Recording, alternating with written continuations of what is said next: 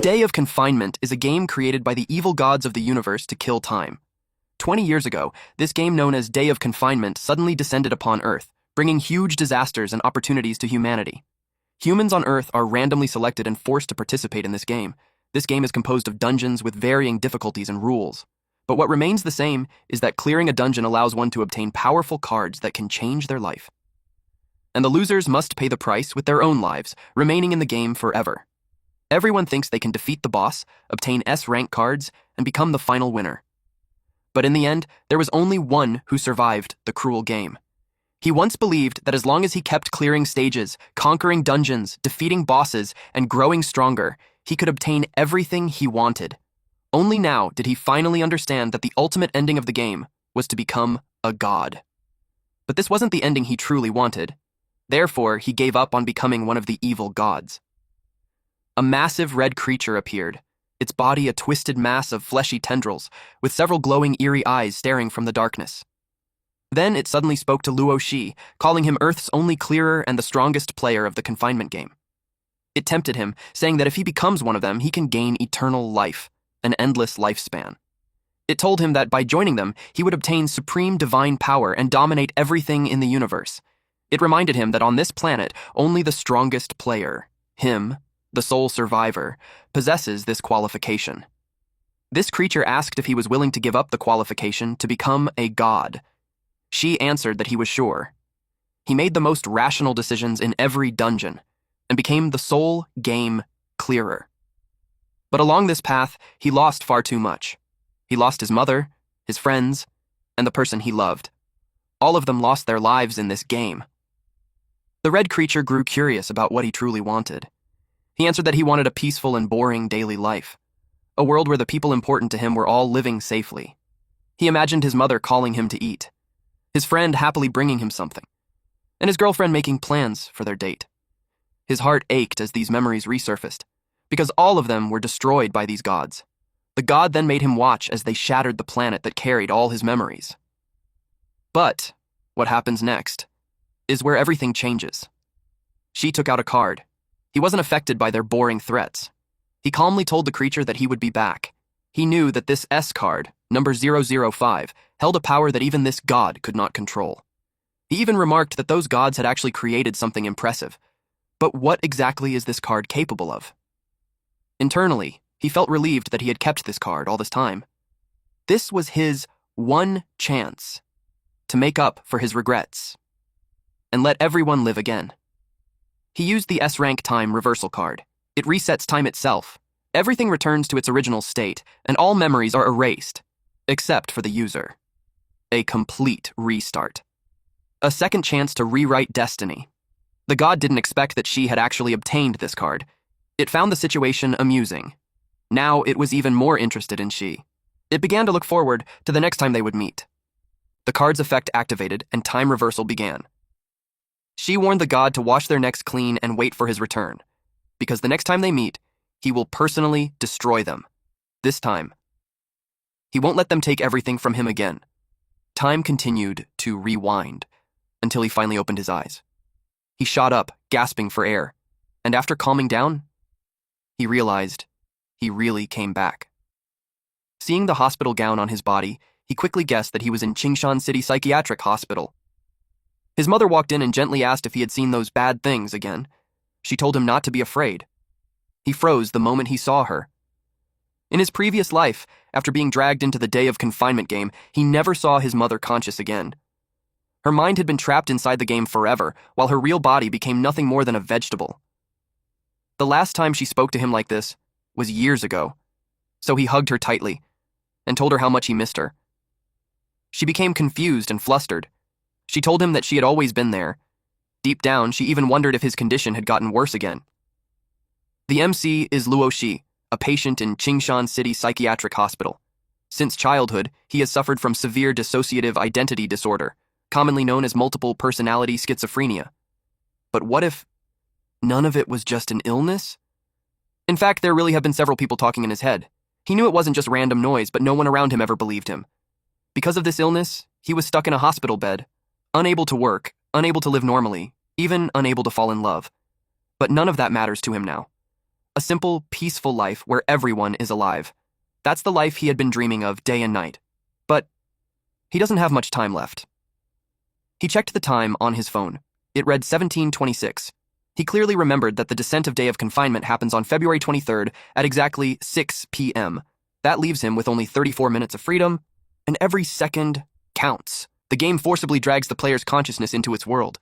Once pulled in, if you fail to clear it, you can never return. And if you die inside, your body in reality becomes a brain-dead vegetable. The very first time someone is pulled in, they are guaranteed to enter an E-rank starter dungeon.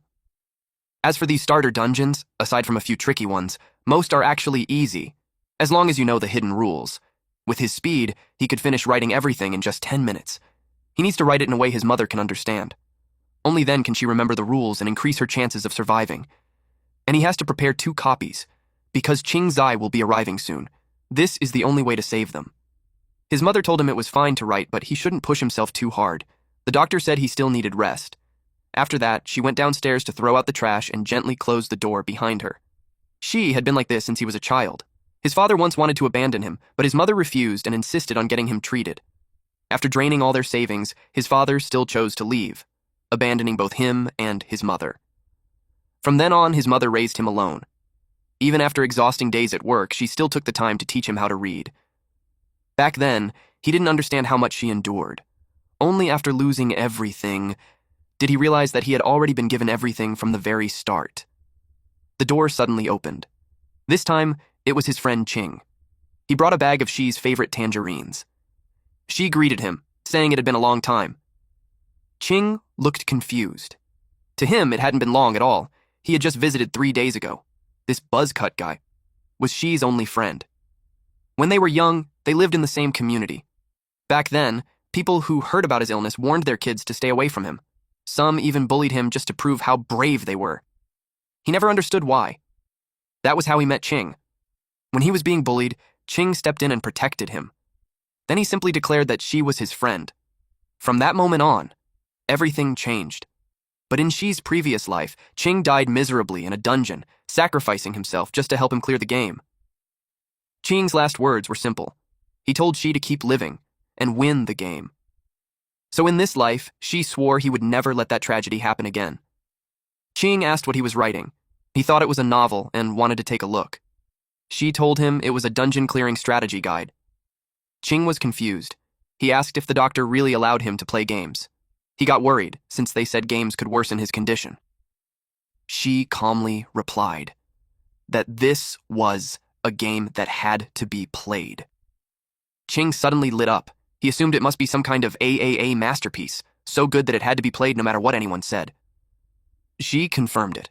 He told him he was almost done writing and asked him to read it carefully. Then he instructed Ching to find his mother and make her read the other copy.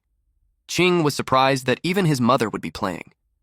Xi told him not to worry about the details and just focus on reading it properly.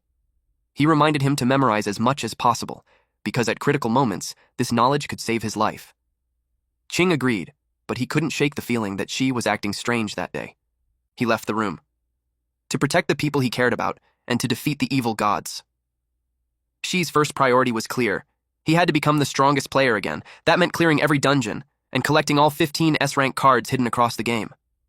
In Day of Confinement, players can obtain different types of cards, from E-rank all the way to S-rank, by clearing dungeons or killing monsters.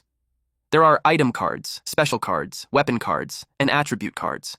Each one grants powerful abilities. But there are only 15 S-rank cards in total. Each one is unique, holding abilities that even the evil gods cannot control, just like the time reversal card he used. These cards are his only chance, his only opportunity.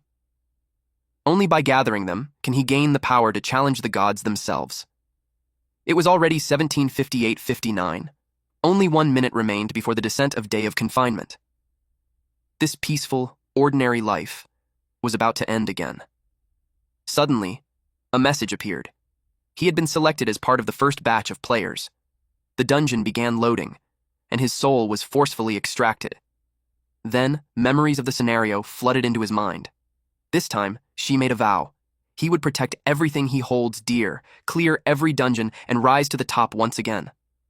And when that time comes, he will personally slaughter those evil gods who treated their world like a game.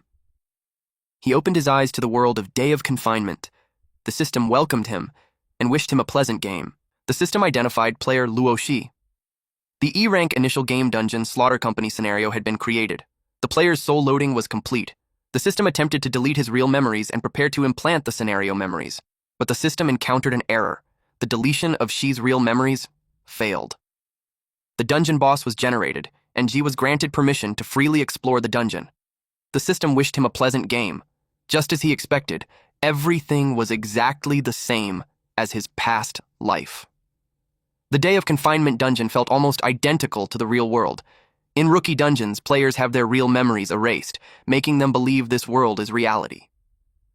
But for some reason, Shi's memories remained intact. Since everything matched his previous life, he already knew what was about to happen. Right now, he was inside the Day of Confinement game world, an E-rank initial dungeon called Slaughter Company. It looked like a normal office. People were sitting at desks, working like it was just another day.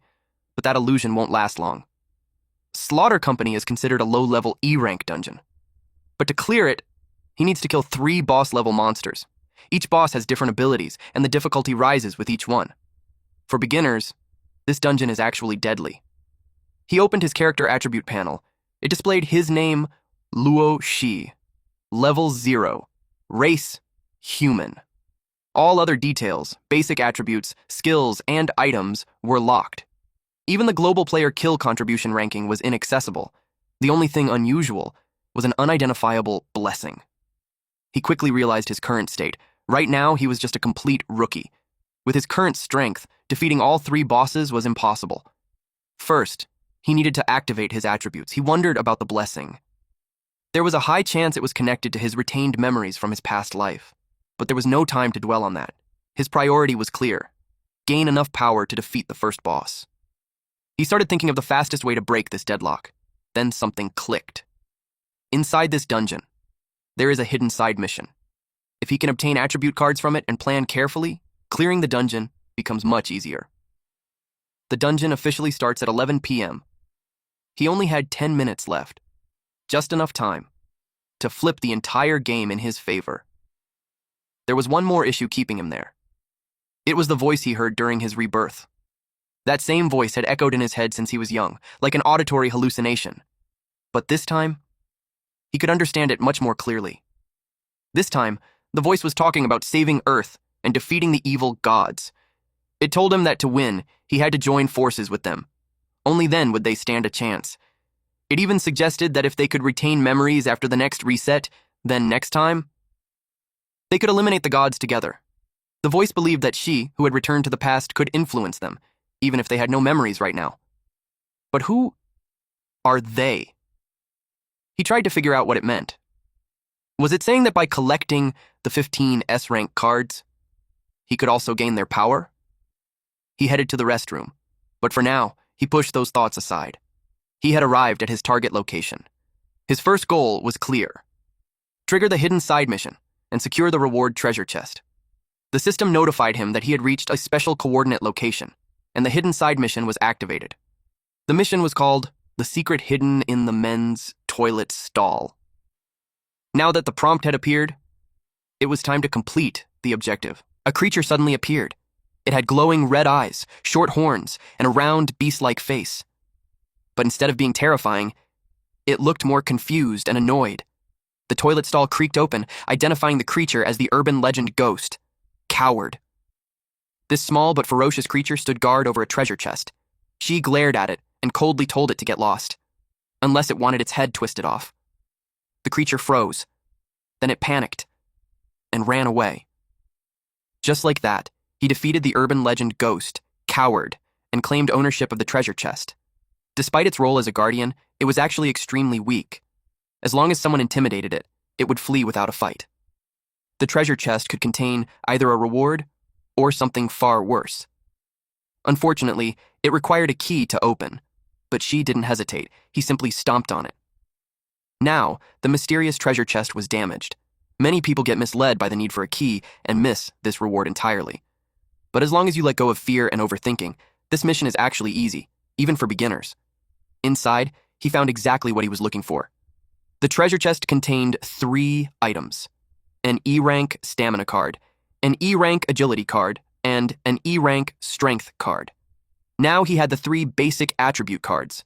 With these, he could finally activate his player attributes. He used all 3 cards. His stamina, agility, and strength immediately increased. Agility increased to level 1, with a cap of level 5. The same applied to stamina and strength. The boost wasn't overwhelming, but it was clear and real. And, for the current Shi, it was already enough to face the 3 bosses. When he opened the system panel again, his basic attributes were finally visible. Once a player uses attribute cards and activates their panel, they officially become a player. Even at level 1, they are already beyond what normal humans can handle. Out of nowhere, he threw a punch at the wall. A dent formed instantly. With these stats and his past life combat experience, clearing this dungeon was now relatively easy. But he knew. This was nowhere near enough. If he wanted to defeat those gods and protect everything this time, he had to use every advantage he could get, including the power behind that mysterious voice in his head. So he decided to investigate the unidentifiable blessing first. He called out, asking if the one who gave him the blessing was the same entity behind the voices. He demanded an answer. Even though he knew, there was almost no chance they would respond. Suddenly, a voice answered. It told him that it depends on him. A massive shadow appeared. His guard instantly went up. He scanned his surroundings, and then he saw them. Silhouettes, surrounding him from all sides. They told him they had been watching him all along. He asked who they were and why they helped him. They didn't give a direct answer. Instead, they told him if he wants their help, he has to prove his value first. They told him to go fight. Time was almost up. She didn't hesitate. If gaining their power meant a better chance at defeating the gods, then he would prove himself. The system announced that the countdown was about to end. The boss had been generated, and conquest mode was activated. All players were welcomed to the Day of Confinement world. The current dungeon was an E-rank challenge. The boss was descending, and players were advised to prepare. But there was a catch. Once the countdown ends, any player who leaves their workstation will be judged as having failed the conquest. The countdown had already started. There's only 48 seconds left on the timer. Less than a minute remained. But with his agility boost, Ji knew he could make it. He sprinted at full speed. As long as he reached the gate in time, he would survive. Miss it, and it's instant death. The timer dropped to 18 seconds. Some thugs started complaining about the countdown. The one with the mohawk refused to play along. The bald, chubby thug beside him even threatened to smash everything if they weren't released. She ran straight past them, just as expected. No matter when, there are always idiots who fail to understand the situation. The timer hit 0. She made it inside safely. Meanwhile, the ones who stepped outside, their heads exploded. Blood splattered across the floor and windows. Everyone froze in shock. Fear spread instantly as they realized, this game is real. In this place, if you don't follow the rules, you die. The gate slammed shut behind them, and the atmosphere instantly changed. Something worse was coming. A warning message appeared. The boss of this level was about to spawn. Players were advised to find weapons nearby and prepare to face the E-rank boss. Cleaner Squad. People couldn't accept it. They shouted, demanded answers, begged to be let out. Then, several silhouettes appeared, laughing. The first boss had arrived. To clear this dungeon, all bosses must be defeated. The cleaners began their work. At the front was the cleaning captain, level 2, an E-rank boss. It had level 1 stamina, level 2 agility, and level 4 strength. Its skill boost was level 2. It wielded a steel broom and a sharp dustpan, both E-rank weapons. Its skill, Cleaning Specialization, increases its strength by 1 level when using cleaning tools. Behind it were the general cleaners, level 1 E-rank monsters. Each had level 1 stamina, agility, and strength. They carried steel brooms as weapons, but had no special skills. And this is just the first boss. One person asked what kind of monsters these were, and what E-rank even meant. A muscular man stepped forward and told everyone not to be afraid. He confidently said he would take them down with his bare hands. His tone was full of arrogance. She immediately warned him not to go. He told him these things cannot be judged by common sense, and advised him not to act recklessly. Even if those monsters were only level 1, as long as their attributes were above 0, they were already beyond what a normal human could handle. Thinking he could defeat a boss with brute force alone was pure fantasy. The man snapped back at him, telling him to shut up, especially since she was the last one who barely made it inside earlier. He believed she only survived because of luck, and that he had no right to give advice.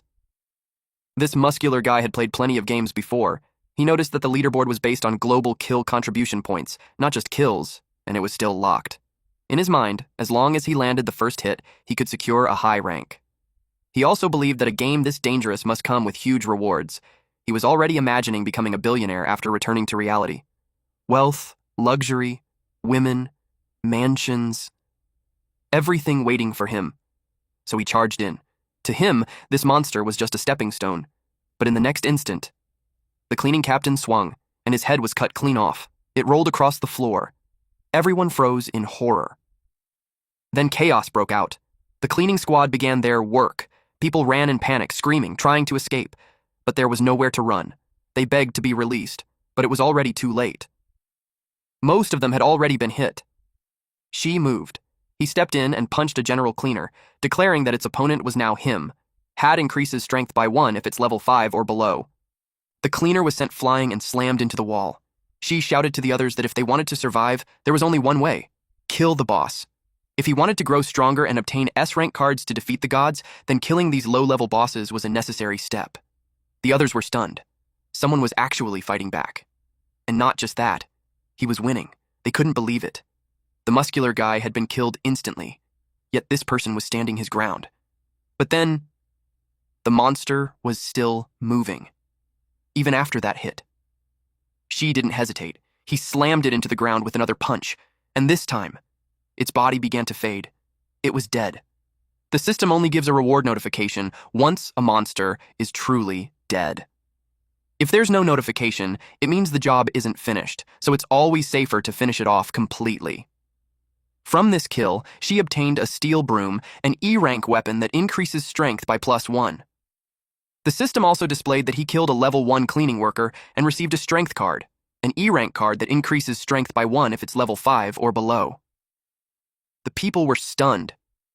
He had just killed the monster like it was nothing. They started questioning who he was, and how he could be even stronger than the muscular guy. Low-level monsters can drop 1 to 3 cards: strength, agility, or stamina. Right now, she desperately needed stats, so any card he got was valuable. He used the card, raising his strength to level 2. Another general cleaner approached him. It was an E-rank monster with level 1 strength. In the world of Day of Confinement, once a player's stats are activated, even a 1-level difference creates a huge gap. She now had level 2 strength, plus an additional +1 from his weapon. The monster attacked, but it stood no chance. She swung his steel broom and killed it instantly. This time, he received another strength card, an E-rank card that increases strength by 1 if it's level 5 or below. With that, his strength reached level 3. Suddenly, he sensed danger. Another general cleaner rushed at him. She reacted instantly and cut its head off. An attack like that was far too slow. After killing it, he obtained an agility card, an E-rank card that increases agility by 1 if it's level 5 or below. Agility was crucial for survival. This was exactly what he needed. At that moment, the cleaning captain and the remaining cleaner locked onto him, calling him hateful trash. The game has an aggro system. The more monsters a player kills, the more likely they are to be targeted. The stronger you perform, the more dangerous it becomes. The cleaning captain's skill, Cleaning Mastery, gives it an additional 2 levels of strength. Charging in head-on against multiple enemies right now would be reckless. He needed to weaken them first, take them down one by one. They faced off. Then she moved. He started running while shouting to the others. If they didn't want to die, they should throw objects at the monsters to slow them down. That would create openings for him to finish them off. Since he was holding all the aggro, the others were relatively safe. All they had to do was support him from a distance. At the same time, he was testing them. If any of them showed potential, he could bring them along for future dungeons. The more people who understand how to clear stages, the more lives can be saved. But the others hesitated. If they acted, they might draw the monster's attention, and once targeted, they would die. So they stood there, unsure, watching Shi fight alone, believing he might be able to handle everything by himself. Shi noticed that everyone was frozen in fear. Not a single one of them dared to move. He quickly realized, if he waited for them, nothing would happen. He would have to create his own opening. The cleaning captain suddenly lunged at him, but right before it reached him, A keyboard slammed into its face. She paused for a split second. Someone actually acted. It was a nerdy-looking guy. The others immediately got angry at him for interfering, but he snapped back, saying that she was fighting for all of them. If they helped him, they could all survive. For once, someone understood the situation. One man grabbed him by the collar and argued back, saying there was no way people like them could fight those monsters. At that moment, the cleaning captain spoke. It declared that trash should be cleaned. Now that they had its attention, they ran. The nerdy guy shouted to Shi that he had already drawn the aggro, so he should take the chance. Shi didn't hesitate. He dashed forward and cut down 2 general cleaners in one motion. With his current stats, the difference was overwhelming. The cleaning workers couldn't even resist. They were one-shotted. Now, only the boss remained. From the defeated cleaners, he obtained 2 cards, an E-rank agility card and an E-rank strength card. The cleaning captain raised its weapon, about to strike the nerdy guy. It repeated that trash must be cleaned. The man screamed for help. Then, Ji appeared behind it. He calmly said that the real trash was standing right here. And in the next instant, he cut off its head. The system immediately announced his victory over the stage boss. Then the player contribution rankings appeared. Ji stood at rank 1, with 700 points. Ji felt a surge of anticipation. The player who ranks first receives S-rank card number 0001. In his previous life, he never obtained this card, and every S-rank card holds terrifying power.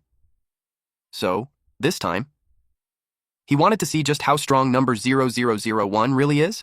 Looking at the rankings, it was clear that most players hadn't unlocked any skills yet, but Ji knew staying at first place wouldn't be easy. After all, this ranking includes every player across the world who was pulled into the initial stage. The day of confinement began everywhere at the exact same time. In his previous life, even though he survived until the very end, there were already many powerful players right from the start. Each of them had unique abilities that others couldn't replicate. Even now, after being reborn, he couldn't afford to underestimate them. Every time a player clears a stage, rewards are distributed based on ranking. From the next stages onward, he would need to clear them efficiently, maximizing his points and firmly securing first place. If he wanted to defeat the evil gods, he needed power far beyond what he had in his previous life. And for that, he had to obtain S-rank card number 001. He had just defeated the first phase boss of Slaughter Company, the cleaning captain. As a reward, he obtained 1 E-rank stamina card, 2 E-rank agility cards, and special cards like E-rank cleaning and E-rank iron embryo. He was especially glad to see the iron embryo. That alone made this run incredibly lucky. This card allows the user to create an E-rank weapon that matches their aura. Iron Embryo is an E-rank special card. When activated, it forges a personalized iron weapon based on the user's aura, with a chance of becoming something even more special. Among all weapons, swords are considered the highest tier, known as the Emperor of 100 weapons, or even the King of 100 weapons. If luck is on his side, this could change everything. He glanced at the nerdy guy behind him. At first glance, he didn't look brave at all, but at the critical moment, he still chose to act. Being able to read the situation and step up anyway, that's what makes a true player. If trained properly, this guy could help save even more people. She thanked him for drawing the boss's attention earlier. The nerdy guy replied that only she could actually kill those monsters. If she had gone down, everyone would have died. So in the end, he was just helping himself. She smiled slightly and praised his judgment. Then he handed him 3 cards, stamina, agility, and cleaning. The first 2 would awaken his player attributes, while the cleaning card could remove negative effects during mental stress. The guy hesitated. He felt that she needed those cards more, but she insisted. Without that distraction earlier, things could have gone badly. Those rewards were earned. He then showed him how to use them. The second round was about to begin, so she needed to increase his stats quickly. He used another card on himself. The system updated immediately. His strength and agility rose to level 4, while his stamina remained at level 1. Watching this, the nerdy guy finally understood how it worked. For the first time, he felt the effect of raising his stats. His body suddenly felt lighter, faster. Then he checked his own status panel. His name was Xu Wen, level 0, with 70 out of 100 experience. His stamina and agility were both at level 1. His skills and items were still locked, and he hadn't obtained any equipment yet. He was surprised to see that he had gained experience, even though he hadn't killed a single monster. She explained that it was because he had attacked the boss. When she finished it off, Wen still received shared experience. On top of that, leveling up gives a small boost to all stats, though not as much as attribute cards. Wen then asked what level she was now. She replied that he was level 4. Hearing that, Wen couldn't hide his excitement. That level was already considered very high. Xi's current stats were level 4 with 20 out of 500 experience. His strength and agility were both level 4, while his stamina remained at level 1. His skills and items were still locked, and he hadn't obtained any item cards. Back in his previous life, he had never received a random card like this. So now, he was curious what kind of weapon his aura would create. The orb in his hand began to shift. Slowly, it took form. A blue vein sword appeared, a sword-type weapon. Growth type, final grade, unknown, current grade, E. Its exclusive skill was Sky-Rending Slash. Each attack builds blood energy inside the blade. Once all nodes turn completely red, it can unleash a powerful sword wave. Its special trait, every 10 levels, it grants a random new skill. The weapon is permanently bound to the wielder through a soul brand, meaning it cannot be lost, stolen, traded, or dropped even after death. She was satisfied. A growth-type sword was already a great pull, and the fact that it came with a skill made it extremely rare. Even if it was only E rank now, once fully charged, it could rival C rank combat power. Wen stared at him in disbelief. Calling something like that not bad made him realize that she was on a completely different level. In his previous life, she wielded an S rank weapon, the Flame Dragon Shadow.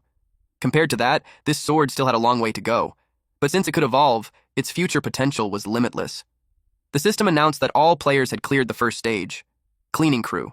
Immediately after the second stage was revealed, staff cafeteria. All players were instructed to head to the second floor and enter the cafeteria. Anyone who failed to arrive before the countdown ended would be eliminated.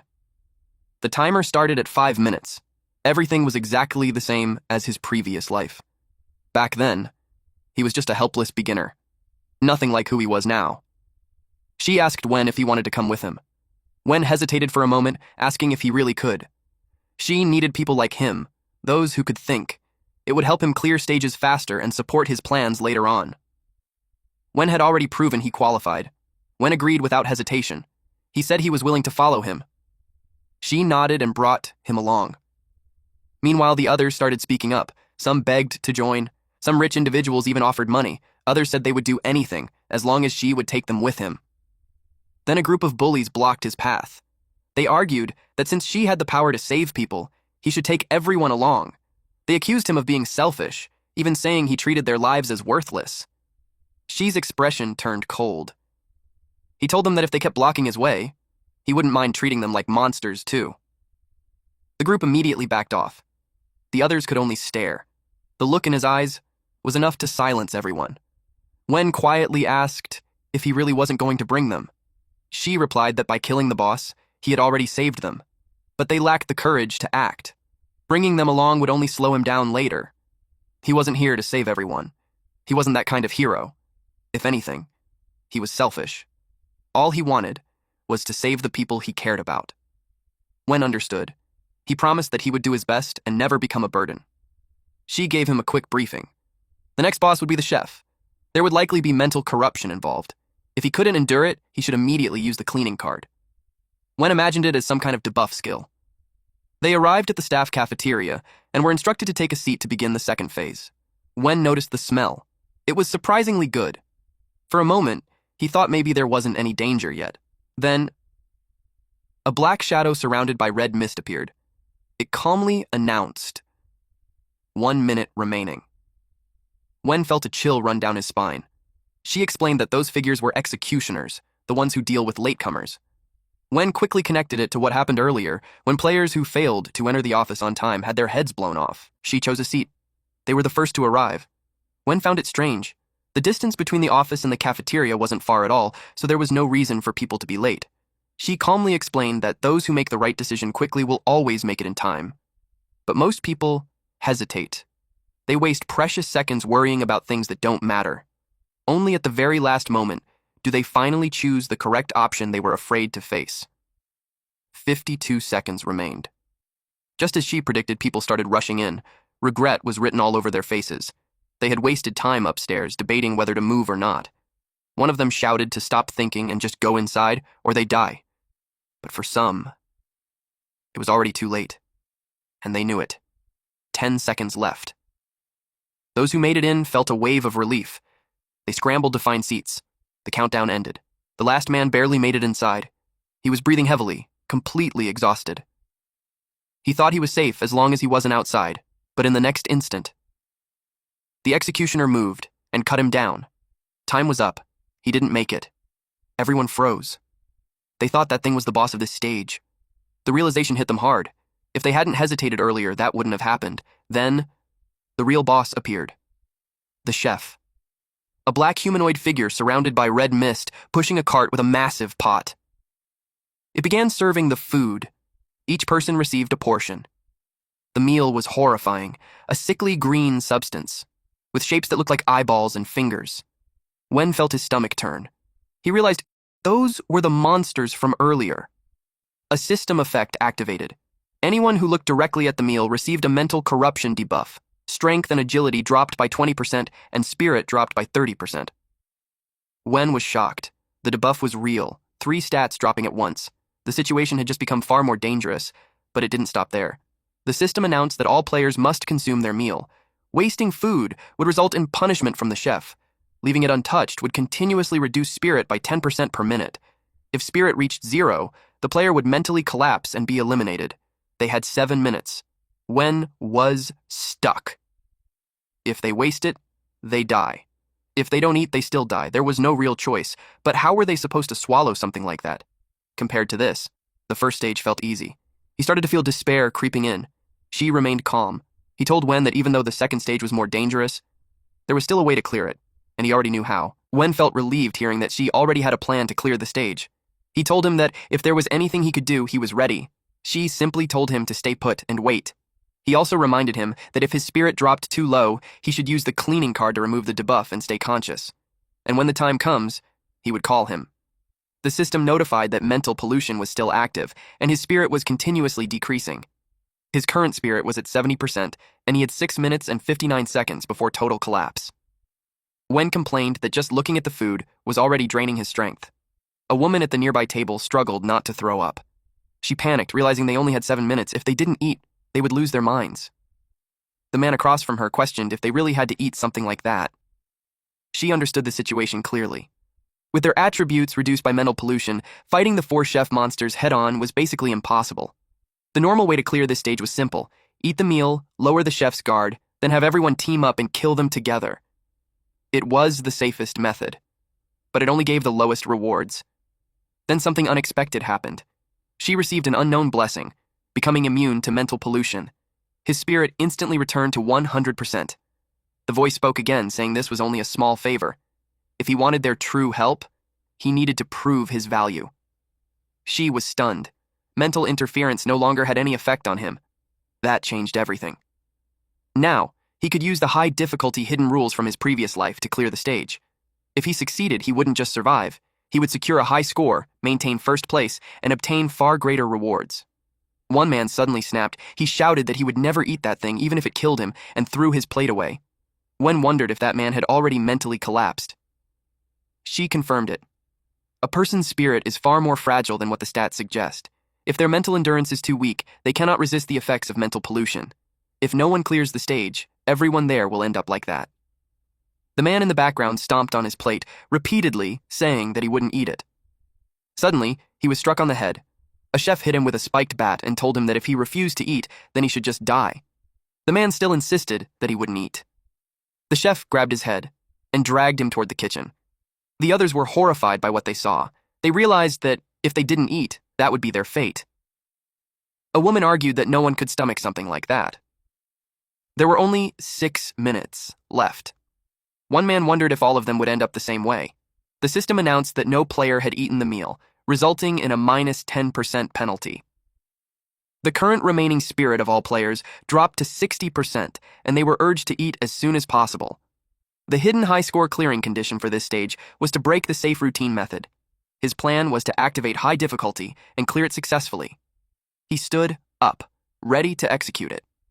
He threw the plate away and declared that he wouldn't eat it. To activate the first hidden rule, he needed to trigger high difficulty mode and draw the attention of a monster chef. The system warned him that he had attracted the attention of a chef. His risk of death had increased to 80%. The chef approached and ordered him to sit down. If he refused to eat, it would force his head into the bucket. Shi moved to step 2 of his plan, to activate the hatred system and kill one monster chef. He moved instantly and swung his blade. The head dropped. The system notified that he had killed the serving chef level 3 and obtained 2 E-rank attribute cards, strength and stamina. With that, the second stage of Slaughter Company had officially entered combat. After using the cards, his strength rose to level 5 and his stamina increased to level 2. The system issued 2 warnings. First, killing a chef caused the remaining 3 chefs' hatred toward him to reach 100%. Second, he had triggered the hidden rule Strike First. All chefs would now ignore other players and focus entirely on killing him. In exchange, the points and rewards from monsters he kills increased by 10%. This was the high-difficulty hidden clearing rule of the second stage, Strike First. The fish-killing chef level 3, fruit platter chef level 3, and vegetable cutting chef level 3 all entered an enraged state. Their killing intent surged. She knew what this meant.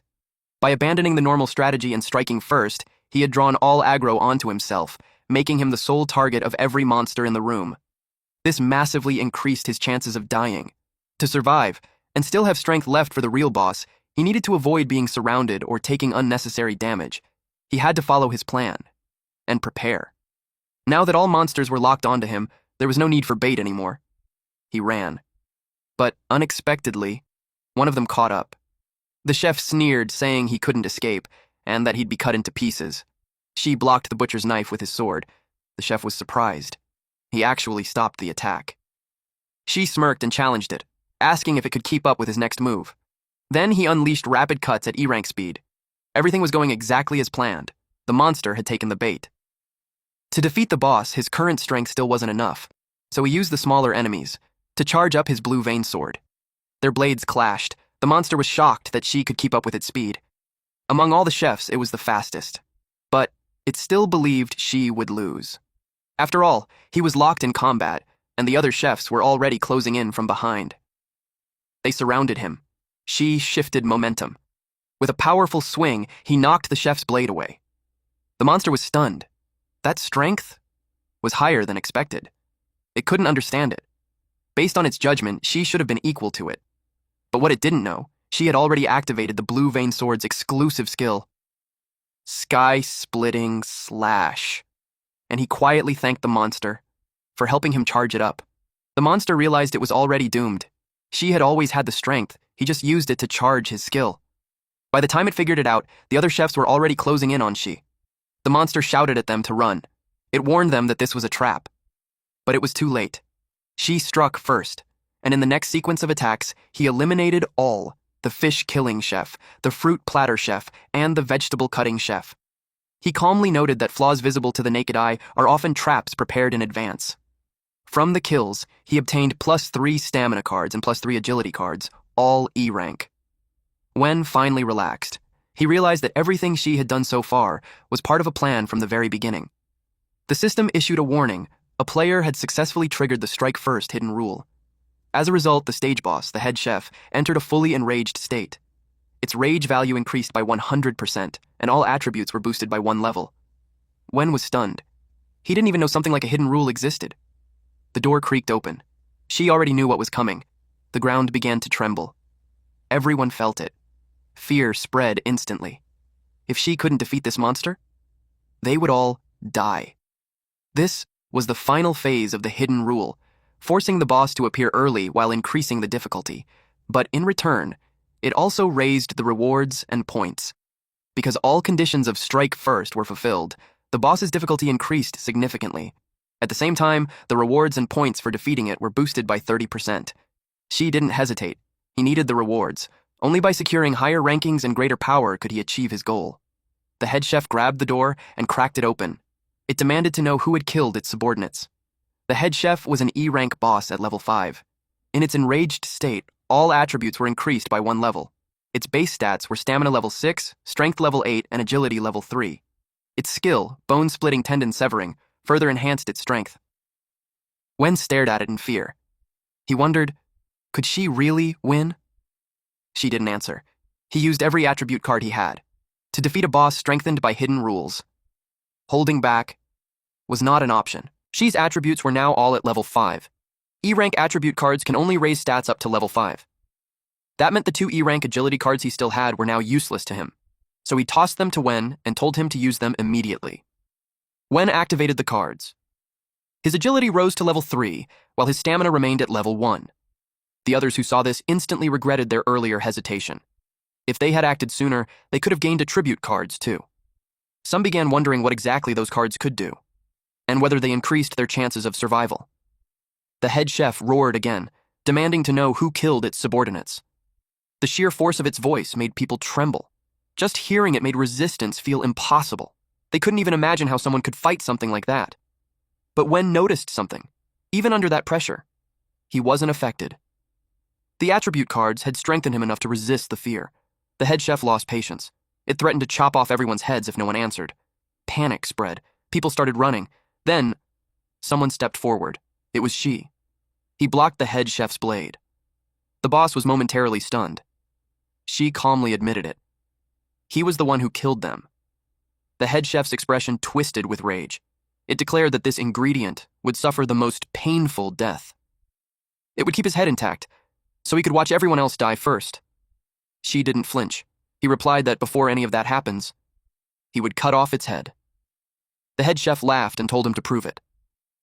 Their clash began. The fight exploded instantly. Blades collided, force meeting force. The entire area shook from the impact.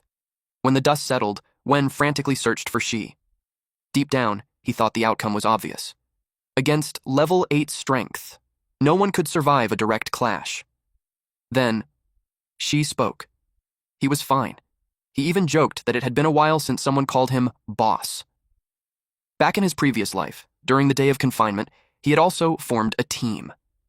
Those people trusted him and willingly called him their leader. But in the end, every single one of them died. Only he survived. And for the longest time, he couldn't understand why. The head chef charged again, calling him a short ingredient, ready to cut him down.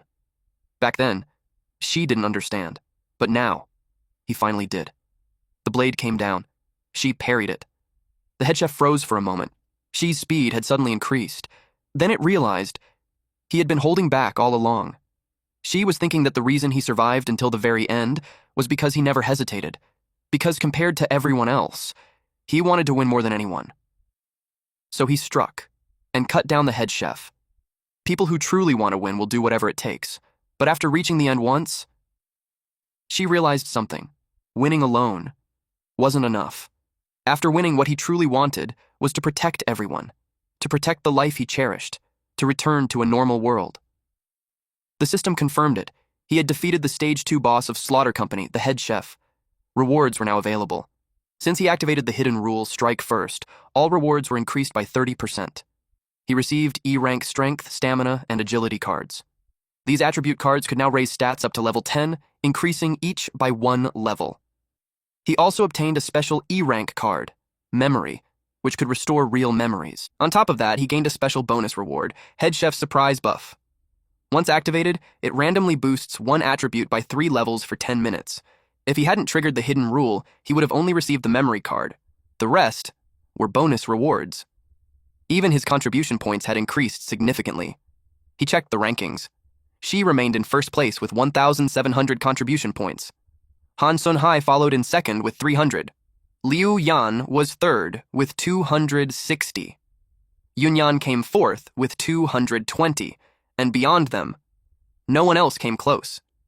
Just like in his previous life, they were all there. Even though their points were far behind his, these were not ordinary players. They were prodigies. In the future, they would become the backbone of humanity's resistance against day of confinement. But Xi knew the truth. The evil gods would never allow players to grow unchecked. They would create increasingly brutal stages. In his previous life, it was one of those vicious dungeons that wiped out most of humanity's strongest players. This time, when that stage appears, he will take that S-rank card meant to counter it. And he looked forward to meeting them again, because to him, they were his former rivals. The system announced that Stage 2, Staff Cafeteria, had been cleared. The final stage was revealed. Rush out of the company.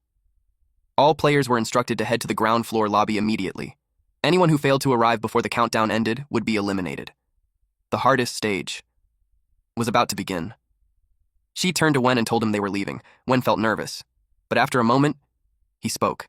He said he had something to give Shi, and slowly, he reached out his hand. She was confused why Wen was handing him tissues. Wen said it wasn't much. He just found them in the dining area earlier and thought Shi could at least wipe his face. He added that he felt useless.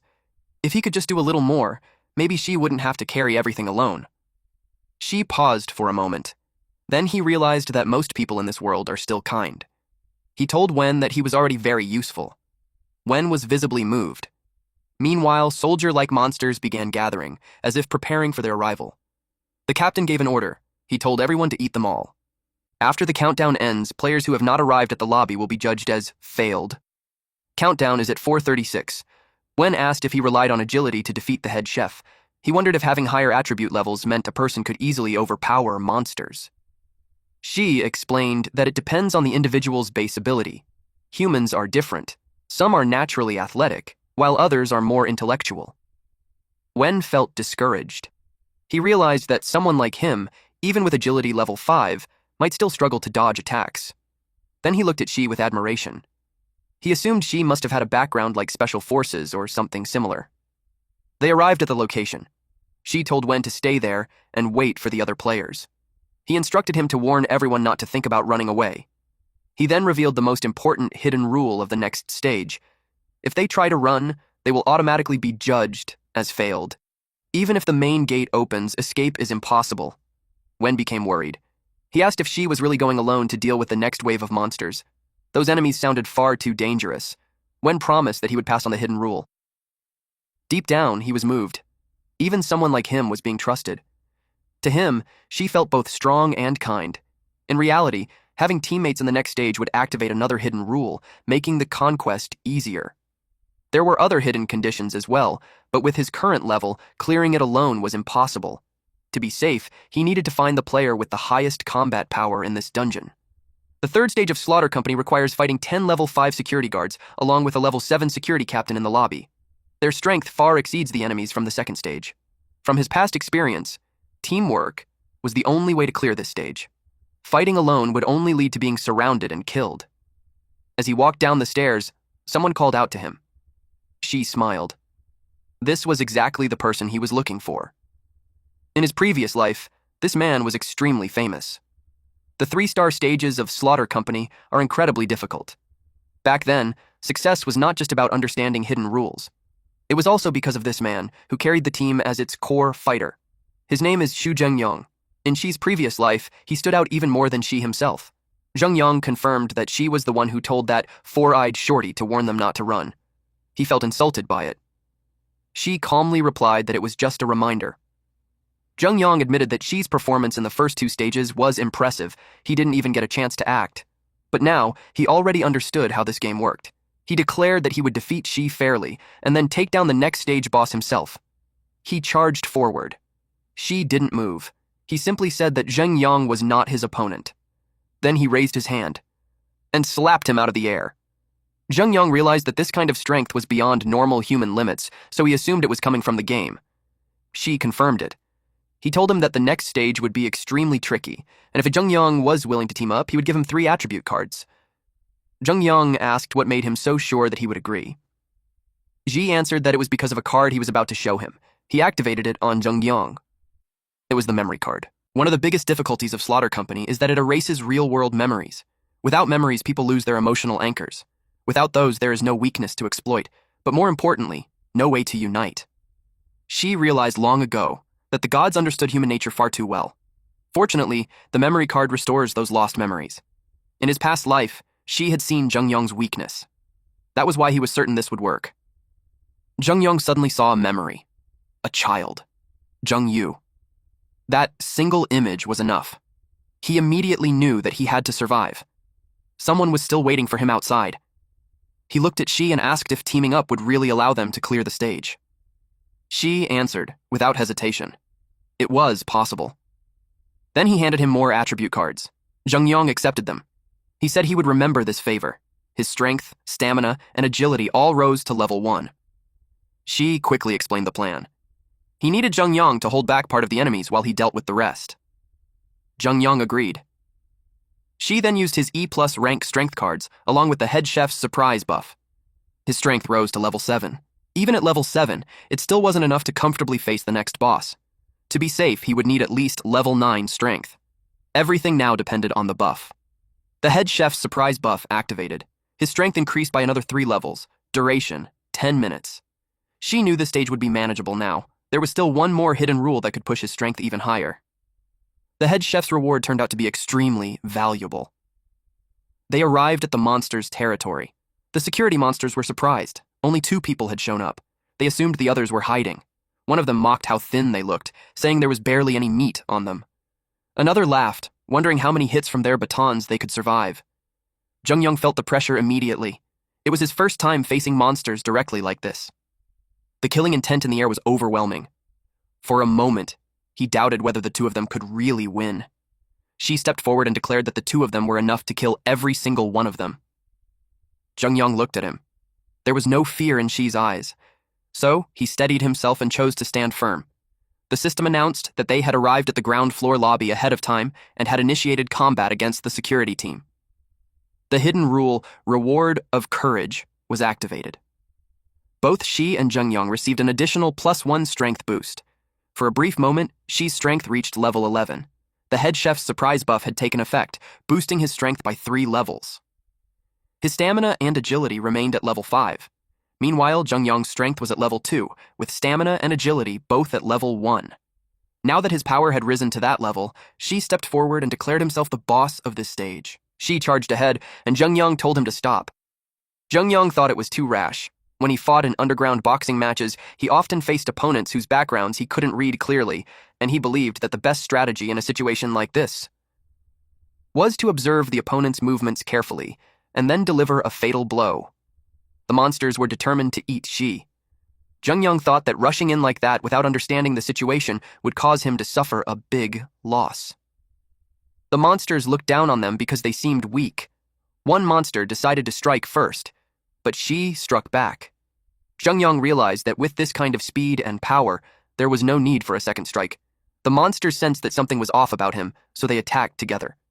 The system notified the players to enter the ground floor lobby immediately to participate in the final stage. After the countdown ended, players who had not arrived would be judged as failed. There were 56 seconds left. She knew that even before the countdown ended, anyone who reached the ground floor lobby would be attacked. This was another hidden, malicious rule. 49 seconds left. She tried to kill as many monsters as possible to create a relatively safe environment for Wen and the others. At this point, Wen led everyone forward in an orderly way. She was glad to see how well Wen understood the situation. He had already grasped Shi's true intention. When Shi had deliberately stopped midway, Wen knew there was a reason. He understood that his role was to delay time and lead everyone in at the final moment. 12 seconds left. Meanwhile, Zheng Yang decided to step in and help Shi since the monsters seemed weak. As if sensing his intent, Shi told him not to attack, since his role was to protect the others. One monster realized Shi was too strong, so it ordered the others to attack weaker targets to recover. This became Zheng Yang's chance to act. The monster went after Wen first, but Zheng Yang grabbed its head, and then he punched it. He wouldn't let it eat their people. He knew that Shi didn't like everyone, but since he wanted to save them, he knew he had his reasons. He realized that the monster was resisting strongly. He couldn't deal any damage at all. That made him wonder how Shi was doing it so easily. Wen told everyone not to move and not to attract the monster's attention. He trusted that the boss and the others would get them out. The crowd agreed with him. At this moment, they could only trust them. They cheered for Shi. The blue vein sword skill had finished charging. The leader of the monsters told the others to activate their skills and kill Shi in one move. Shi was thinking the same thing. He cut them all down in one strike. Wen and the others were amazed. They felt lucky to have someone like him with them. Zheng Yang wondered how Shi could be so powerful when even one monster had left him exhausted. Shi pointed his sword at one of the monsters and said, "It was next." It was the security captain, the final boss. It was level 7 with level 10 strength, level 7 agility, and level 8 stamina. Its health was at 100%. The security captain said that killing someone like Shi would bring him pleasure. The crowd was terrified. With such stats, Wen wondered if she could win.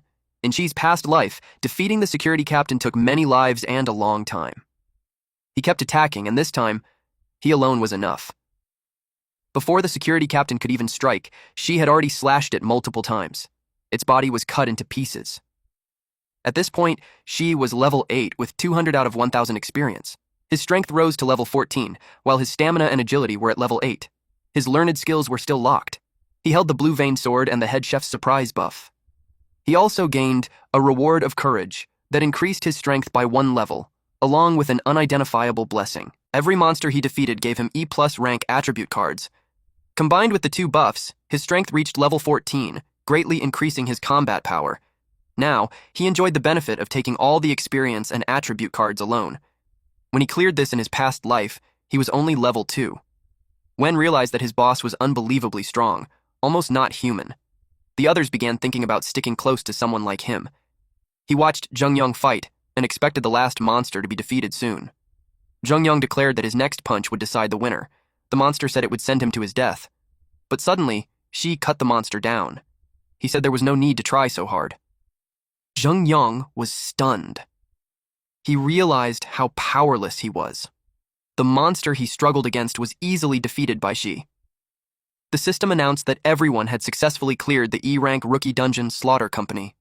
The contribution leaderboard showed Xi at 99.9%, Zheng Yang at 0.075%, Wen at 0.025%, and the rest at 0%. Xi looked forward to what extra rewards he would receive for having 99.9% contribution. E-rank dungeon Slaughter Company clearance reward settlement was in progress. The survival clearance reward was an E-rank all-attribute activation card given to all surviving players.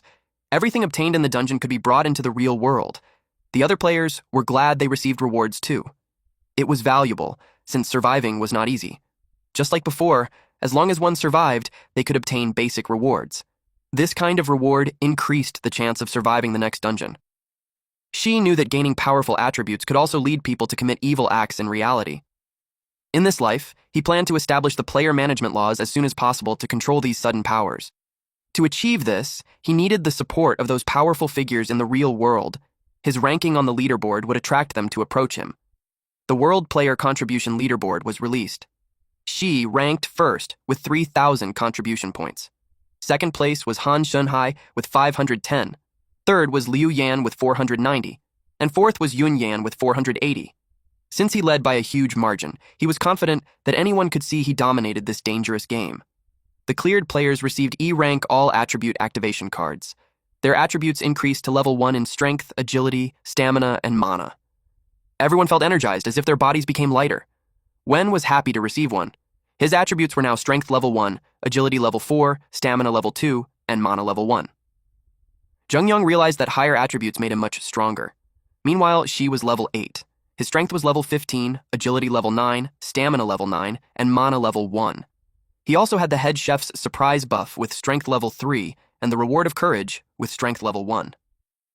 The stage contribution rewards varied depending on contribution. Wen expected that he wouldn't receive much since his contribution was low. Zheng Yang regretted not acting earlier to gain more contribution. Even Xi didn't know what reward he would receive. In his past life, he had never achieved such a high contribution. Wen had 0.025% contribution and received an E-rank strength attribute card. He didn't expect he could still gain attributes. Zheng Yang had 0.075% contribution and received an E-rank strength attribute card and an E-rank stamina attribute card. He realized how useful contribution was. They knew Xi's contribution was extremely high, so they were curious about what kind of reward he would receive. Xi found it interesting. It was his first time getting such a reward.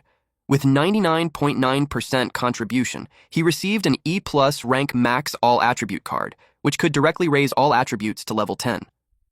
He also received a special player class change card, which allowed a random class change with a chance of obtaining an S-rank top-tier class. Lastly, he obtained a special permanent card called Team Formation, which allowed him to summon 2 players into any dungeon he entered. This meant that Xi could grow stronger while also building his own faction. His luck wasn't bad at all. Suddenly, the ground began to shake. Everyone became alarmed. They saw the dungeon scene start to disappear. They felt hopeful that it meant they could return to reality. Xi told them that they could now return and catch a short break. He explained that from the moment they entered the game, the world had already changed. Something was trying to destroy their world, and it created this slaughter game. The crowd couldn't believe that such a game existed. She told them to use their full strength in the next dungeon. He urged them to clear the dungeon, kill the boss, and gain power. He encouraged them to gain enough strength to defeat those enemies and protect their world. Jungyong said it was a bold statement. Then, they all disappeared. She ranked first on the World Player Contribution Leaderboard and obtained an S-rank special card reward. The S-rank special card held power beyond gods, so he had to use it carefully. A shadow of a man appeared. He had wings and an eye at the center of his chest. He observed Shi, and if she continued to perform well, he would grant him divine power. Shi woke up on a hospital bed. He felt relieved. He hoped someone had listened to what he said, because saving the world would require more people. The nurse saw him and was shocked that he was awake. She quickly called the doctor. The doctor examined him and confirmed that his mind was clear and all indicators were normal. There were no major issues. The doctor told him that he had been in a coma for 3 days. Hundreds of thousands of people had fallen into a coma at the same time, but she was the first to wake up. He wondered how it could be such a coincidence that so many people around the world fell into a coma at once. He asked Shi if he knew anything, but instead of answering, Shi looked for his mother. They went to her hospital room. The doctor told him that she fell into a deep coma on the same day as him. Everything was normal, but she wouldn't wake up. From a medical point of view, his mother had already become a vegetable. Just like in his past life, she was also chosen as part of the first batch of players. The selection process of the day of confinement didn't pull everyone into the game at once. Instead, people were taken in batches. Those who failed would permanently become vegetables. Reliving this life, the most important thing for him was to stop his mother from suffering like that and let her live a good life. At that moment, she had the S-rank special card number 001, Freedom. It had the ability to select a player so that the day of confinement would no longer choose that person. The user could also gain the ability to enter or exit game dungeons freely, and he planned to use that card to free his mother. Suddenly, the room became extremely bright. The doctor asked what was happening. He was shocked. He asked how it was possible. Shi's mother woke up. She looked confused about why she was there. Shi hugged her tightly. He promised her that nothing would ever happen to her again. The doctor thought it was a miracle. Meanwhile, people who learned that Shi ranked first on the World Contribution Leaderboard began trying to win him over. They believed that in the future, Shi might become the new ruler of the world. Back to our MC, Shi's mother told him that she had been in a very scary amusement park. There were all kinds of monsters and many people. The monsters were chasing them. He asked what happened next. It turned out that what she experienced was an amusement park-style initial game dungeon. She continued, saying that she saw a monster reaching out its claws toward her. Then her vision went black and she didn't know what happened after that. When she opened her eyes again, she saw him. She thought it was just a strange dream, but she knew it wasn't a dream at all. Suddenly, someone called out to Shi and shouted that he had transmigrated. He recognized the voice. It was Qing. Just like in his past life, Qing had cleared the game and woken up. Qing rushed into the room and said he had transmigrated into a game world, just like a manga protagonist. He was amazed. He went on to say that there were many people with him, and a strong man and woman led them to clear the dungeon. Shi's mother asked if he also had that strange dream. Shi noticed that Qing's childish behavior hadn't changed at all. Shi led him outside and told his mother to rest. They planned to talk outside. Qing asked if Shi didn't believe him. He insisted that everything he said was true. Shi asked if it was called Day of Confinement. Qing was shocked that he knew. Shi told him that those things could be brought into reality. He asked him to open the World Player Contribution Leaderboard. Qing was confused by what he meant. He opened it and was shocked. He didn't expect the person in first place. Shi told him that he saw it correctly. He was ranked first. Qing couldn't believe it. Shi told him that he would receive a notification after using a card. It was the player class change card. It activated. The classes in Day of Confinement were extremely powerful. Class change cards were rare, and classes needed to be leveled up. At the early stage, classes were usually weak, but their potential was limitless, and there were 3 that were considered the strongest. One was the Elementalist, which could evolve into the 4 symbols ultimate. It could control wind, fire, water, and lightning. Another was the Dragonblood Descendant, which could evolve into the Black Flame Dragon King of Demise. It could transform into a giant dragon and unleash destructive black flames.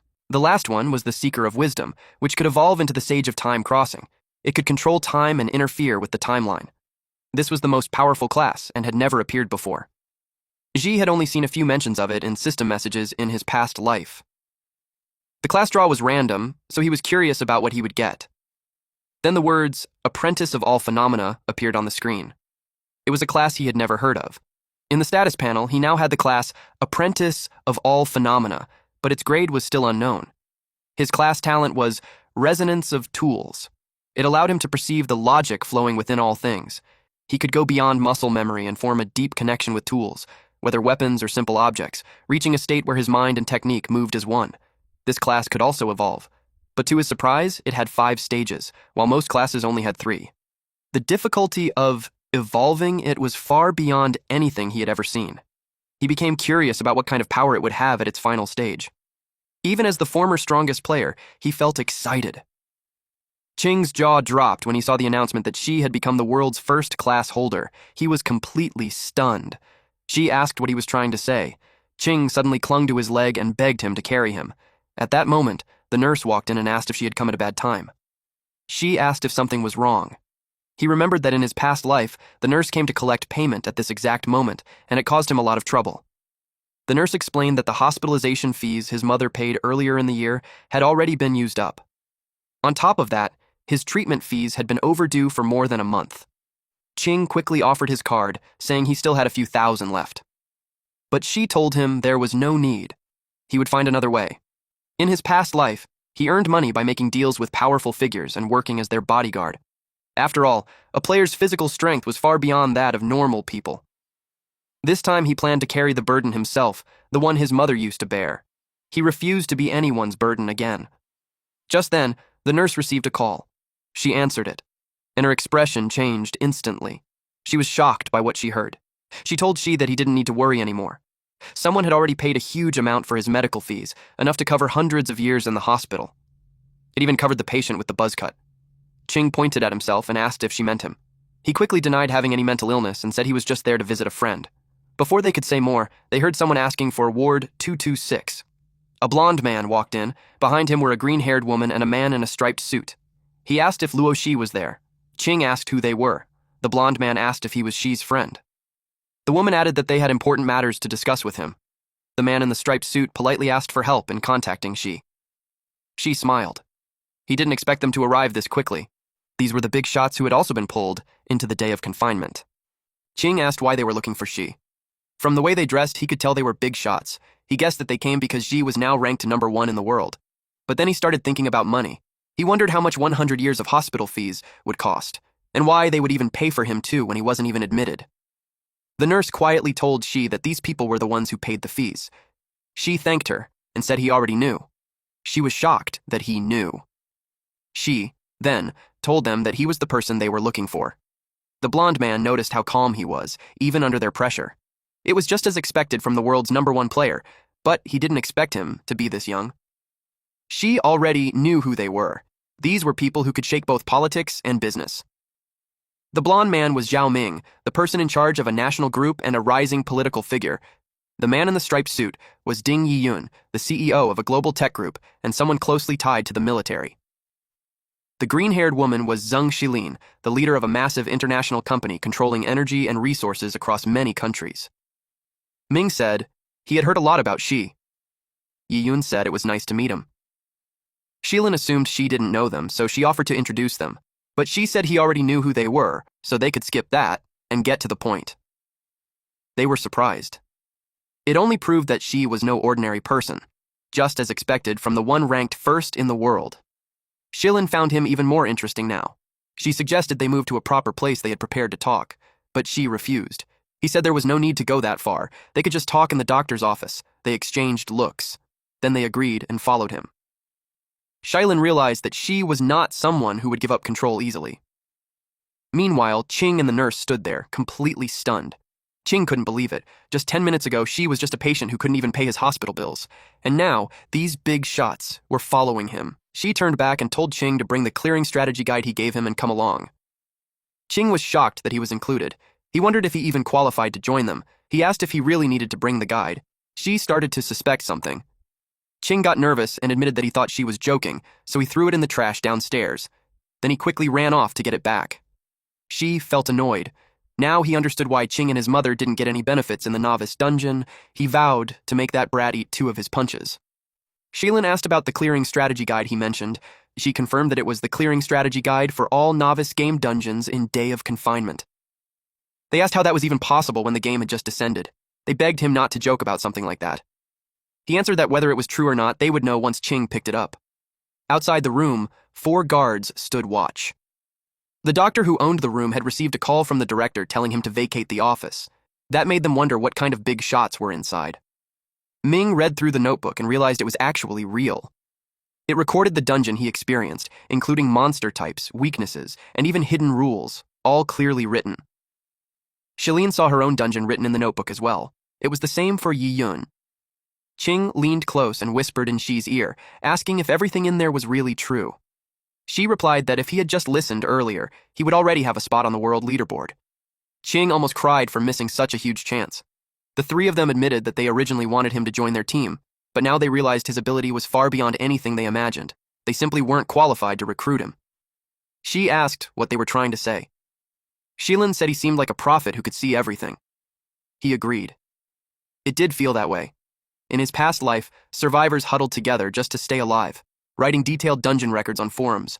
To find ways to clear them, he forced himself to memorize every dungeon rule. He never expected those efforts from his past life would be useful again. Now, it became a powerful bargaining chip to fight back against those evil gods. She asked what they wanted from him. The big shots looked at each other and nodded.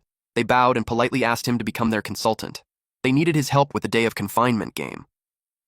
Ming admitted that the feeling of being on the edge of death last time was terrifying. So if they had Xi's help, next time wouldn't be as bad. They knew they would be dragged into it again and they didn't want to die. Ching quietly watched Xi's reaction. They continued, saying that if he agreed, no matter what conditions he set, they would accept all of them. Xi confidently replied that becoming a consultant was not out of the question. It made him look really cool in Ching's eyes. Xi's family had been destitute for many years, so Ching knew their most urgent need was money. This way, his aunt wouldn't have to work so hard anymore, and he wouldn't have to work every day either. He even planned to spend more time with Xi. Xi told those big shots that if they wanted his help, they had to agree to 3 conditions. Ching was delighted when he heard that. He felt proud seeing one request turn into 3. At that moment, he knew who the real master was. The big shots replied that even if it were 30 or 300 conditions, they would agree to all of them. They told him to speak freely. Ching suddenly turned pale when he realized Xi might be asking for too little. Xi said that the first condition was for them to distribute the Novice Dungeon Strategy Guide in their hands.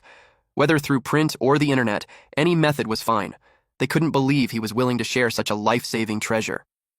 Yi Yun pointed out that the commercial value of the booklet would far exceed his imagination. Shailin agreed and added that the game was extremely dangerous, and no one would gamble with their life. Xi reminded them that he had just shown it to them for free. They realized how generous he was. Xi clarified that what he wanted was different. He didn't just want to save them, he wanted to save more people. And if they couldn't agree to the first condition, then there was nothing more to discuss. The 3 fell silent and sank into their thoughts. Ming knew he wasn't pretending. Yi Yun noticed that Xi showed no sign of hesitation. Deep inside, Shailin admired him. He looked calm and had a kind heart. Xi believed he was a rare good man in this world. They agreed to his first condition and promised to spread it across the world as fast as possible. Xi moved on to the second condition. He wanted them to establish the Player Administration Bureau and create player management laws. The goal was to control players who gained supernatural powers so they wouldn't destroy the world's normal order. They assured him that they shared the same goal. They wouldn't allow powerful players to bully ordinary people. Xi then moved to the final condition. The 3 became nervous when they saw him hesitate. They wondered if it would be something extremely difficult. They even thought he might ask for something far beyond what they could handle. Inside, Ching silently hoped that Xi would just ask for more money. Xi said he wanted a house. It didn't have to be big, but he didn't want to keep living in a psychiatric hospital with his mother. He hoped she could live a normal life. They were stunned that his final condition was that simple. Even Ching felt disappointed. Xi thought it might be difficult for them to accept. After all, asking for himself made him feel uncomfortable, and he didn't want to seem like a beggar. But they quickly told him not to say that. They eagerly agreed to the condition without any issue. In fact, they were excited to prepare a house for him. He was glad to hear that, but he told them not to get too excited. They calmed down. Deep inside, they all thought the same thing. This was the easiest of the 3 conditions, and it was also the best chance to build favor with him. The 3 of them silently started competing over who would provide it. Since all three conditions were now stated, Shi decided to leave first. He expected someone to arrive soon. He informed them that the countdown for the next opening of Day of Confinement was about to appear. Everyone was shocked. Right on cue, the system notification appeared. It showed the countdown for the next round of the game. Only players who survived the novice dungeon could see it. They had 72 hours left. Shi told them that after they completed his requirements, he would write the strategy for all the dungeons in the second round. He urged them to move quickly since they only had 3 days. They all answered yes and bowed to him. Suddenly, someone knocked on the door. A guard stepped in and said someone had arrived. Yiyun scolded the guard. He had already ordered them not to disturb them, even if officials came. The guard panicked and explained that it was Shi's girlfriend. Everyone froze. Qing got angry at Shi after hearing that he had been dating behind his back. Shi grabbed his face and told him to shut up before he caused any misunderstanding. He also clarified that he wasn't dating anyone. A pretty woman holding flowers walked into the room. The guard tried to stop her. Qing glared at her. The three big shots quietly observed. Shilin thought that she and the woman matched well, just by appearance. But she didn't look happy to see her. He remembered her standing with another man, telling him to get lost. She said someone like him, a mental patient, had no right to like her. Back in school, many people thought he liked her, but at that time he only saw her as a friend, and now she was also a player. The woman gave Shi the bouquet and apologized for what happened. The big shots noticed that Shi didn't seem to like her. They were about to step in when they sensed trouble. But Qing beat them to it. He blocked her from getting close to Shi and told her to stay away. He questioned her right to even speak after she publicly humiliated Shi before. She became flustered. She tried to explain that she was young and ignorant back then, and she knew she was wrong. But she already knew why she came. It was because she saw the leaderboard. After hearing that, Shilin's brows furrowed. She immediately understood her intention. The woman admitted it was true, but she added that even if she rejected him before, she believed he wouldn't just let her die. That only made Qing more angry. He said her so-called rejection was more like slander and told her to choose her words properly.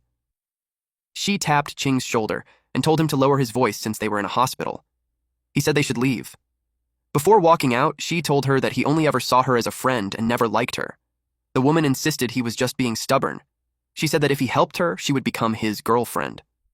She chased after him, shouting that she would never leave him. The guard stepped in and blocked her. She was stunned. She shouted at them to move and claimed she was his girlfriend. Ming said it clearly. Shi didn't want anything to do with her. Shilin added that she shouldn't flatter herself, since she had already said she was never his girlfriend. They ordered the guards to escort her out. The guards grabbed her as she screamed for them to let go. Meanwhile, Qing told Shi that he was amazing. They headed toward the ward, because Shi was expecting someone to already be there. He opened the door. A silver-haired woman turned toward him. Shi's mother said that Xiao Yirue had come to visit him again. The silver-haired woman Xiao Yirue said that Auntie told her he stepped out, so she helped with some chores while waiting. Shi smiled and said that it had been a long time since they last saw each other. That confused her, since she had just visited last week. But in his past life, he remembered it clearly. She was lying in a pool of blood, and her final words to him were to keep living. In this life, he vowed not to let any important person leave him again. He pulled her into a hug. It made her blush. Qing watched them and wondered if they were really just friends. He found it strange. That night, the hospital voluntarily moved him and his mother to a better ward. It just showed how much influence Ming and the others had. The countdown screen showed that there were 63 hours left. He expected the next dungeon to be the same as in his past life. After the class change, he obtained the skill Resonance of Tools. It gave him a different feeling toward everything he touched. For example, the bed. After activating the ability, he felt like he was analyzing the entire object, and his understanding of the hospital bed became very deep. He could even tell that the second screw on the left leg of the bed was about to come loose. Unfortunately, there were no weapons in the hospital. Otherwise, he could test how far this analysis could go. Suddenly, a voice spoke. It told him that he had the qualifications to participate in the God's trial. He recognized it. It was the same voice he had heard before, the one that had appeared in his mind many times since he was born. He asked who it was and what this qualification meant. The voice replied that he would know who it was one day. But for now, he could choose whether he wanted to undergo the God's trial. He realized that this voice held the power to help him defeat the evil gods. He knew this was his only chance. He accepted the trial with determination. The creature smiled, clearly pleased with his answer. The trial began. The creature told him that if he passed, he could return to their world. Otherwise, he would remain trapped in the trial space forever. Shai was being transported. He had never seen this kind of holy and mysterious power. He had to pass the trial to leave, so he was curious about what the reward would be. The place of trial was completed. Eventually, he landed on the ground. He looked around him. He was confused when he saw a palace. The creature who gave him the trial appeared. The creature was in a misty form, but its large frame and wings could be seen from its silhouette. It told Shi that the trial was simple. He had to kill his opponent within 10 minutes, and then he could leave. It reminded him that the wisdom to perceive everything was the only way to win. Now, the trial began. The eyeless Oathkeeper, the strongest swordsman who would never be injured, appeared. The 10-minute timer started. He carefully observed his opponent. From the front, he looked like a tall man wearing shiny silver armor with gold details and a large blue cape. He had long blonde hair and wore a blindfold. He calmly held a huge sword. But from the back, it looked disturbing. A skeleton was fused into his back, like a corpse attached to him. It was the strongest player against the strongest swordsman. He was given a weapon for the battle. It was like an answer to his concern about not having a way to test his resonance of tools. But the system notified him that since it wasn't a real tool, it couldn't resonate. Now he understood that resonance of tools only worked on real objects, and the sword was just an illusion. Since that was the case, he knew not to waste time. He planned to clear the trial in one go. He was curious about what the strongest swordsman could do. The swordsman charged at him. As he blocked the attack, he could tell that the man had strong power. The man pulled back his sword and shifted his position. She was surprised by how fast and strong his movements were, even while using a great sword. Then he saw the stance of a finishing move. A large arc of glowing energy followed the slash as the swordsman struck the ground, smashing the floor and sending debris everywhere. The attack was both fast and heavy. She jumped high to dodge it. While in the air, he noticed that even with such a powerful move, there was an opening that could decide the fight. She also saw that his opponent was an illusion, just like the sword, so cutting him wouldn't cause any hesitation. His strike almost cut the head off. He thought that kind of wound would be fatal, but it regenerated. Now he understood why he was called the strongest swordsman who would never be injured. This man could not be killed. She thought of another way to kill him instead of beheading. He wondered what he should do. He remembered the creature's words earlier, that the wisdom to perceive everything was the only way to win. He knew that hint would be useful. He noticed the skeleton on the knight's back. He tried to attack it and realized the knight was protecting it. Now he understood why this man was called the Eyeless Oathkeeper. His oath was to protect the person behind him. He now knew what to do to win. The creature watched and judged that she was not yet qualified to receive the god's blessing. No matter what swordsmanship was used, it was impossible to kill the Eyeless Oathkeeper. There were only 2 minutes and 19 seconds left. She struck the Eyeless Oathkeeper and removed his eye bandage. The god who was watching was surprised that, instead of beheading him, she told the Eyeless Oathkeeper to open his eyes and look at the person he was protecting, because it was already a skeleton. The Eyeless Oathkeeper looked behind him and was shocked. He fell into despair after seeing the skeleton. He started to vanish. 51 seconds remained on the timer. She said that the answer to the riddle was within the riddle itself. The Oathkeeper who could not be killed would only self-destruct once he saw his oath fail. He realized that the weapon given at the start was just meant to mislead him. He asked the one hidden in the mist if he was right. The god revealed himself and said he was correct. The simpler something was, the harder it was to see through, but she managed to do it. The god decided to grant him a blessing after seeing that she had the qualification. She became curious about what power he would receive. A bright light enveloped She. The god told him that this was the true trial, so he had better endure it. She asked what he meant and if there was another trial. The god said that if he wanted to accept the blessing, he had to withstand the source of divine power. He would feel the mental shock from all living beings, along with their pain, joy, anger, and sorrow. These were the prayers of billions. Suddenly, She began to fall. Then everything turned red and eerie. He heard terrifying screams echoing around him. Mask-like faces appeared in the darkness, staring at him from every direction. Then he began to see the life experiences of different people. He realized that divine power came from the faith of all living beings on Earth. He felt an overwhelming power, and it made him smile. After gaining such strength, he couldn't help but laugh. He planned to gain the support of Earth's gods to fight against the invading evil gods. The god watched as he faced the final and strongest shock that no human should be able to endure. but he wasn't sure if Shi had already fallen. Then he saw him. Shi was still standing. The god found it interesting, just as expected from the one they had chosen. Shi had received the god's blessing, and he should remember the god's name. Furthermore, once he gained their approval, the true ultimate blessing would descend. Shi had many questions, but the god disappeared. Shi panicked because he hadn't heard the name yet. He suddenly woke up from his hospital bed. He wondered what kind of blessing he had received. Then the system screen appeared. It informed him that he had gained a special blessing called Mental Guardian, which would permanently protect him from all mental type abilities. The one who granted it was the Seraph Gabriel. Now he finally knew the name, and he suspected this was the unidentified blessing he saw before. Being immune to mental type abilities was extremely useful, but now he was even more interested in the other gods Gabriel mentioned, and the ultimate blessing they spoke of. He didn't expect that the mental illness that troubled him before was actually a group of gods on Earth. In the end, the power to save the world had been hidden inside his illness all along. Ching checked the countdown on his phone and was amazed to see a video version. He got too loud, so Shi smacked him on the head and reminded him that they were in a hospital. Ching excitedly showed him the dungeon simulation video they made, and it looked very realistic. Xi's mother was glad to see that their friendship was strong. Xi watched the video and acknowledged that Ming and his team were efficient. In less than 2 days, promotional videos for the initial game dungeon were already all over the internet. Moreover, they had already reached cooperation with the officials and established the Player Management Special Action Bureau. It also showed the World Player Leaderboard. She wondered if the storm he stirred would allow those naturally powerful players to spread their wings and rise. The nurse told Shi to look outside because there was a convoy saying they were there to pick him up. Ching rushed to the window to check. His eyes lit up when he saw that it really was a convoy. The 3 big shots were there, several guards stood around, and multiple cars followed the limousine. Shilin saw Ching at the window and asked him to tell Shi that they had come to pick him up to see his new residence. Ching got even more excited. He said that they really brought a convoy just to pick them up. Shi replied that he already knew, and they should head down.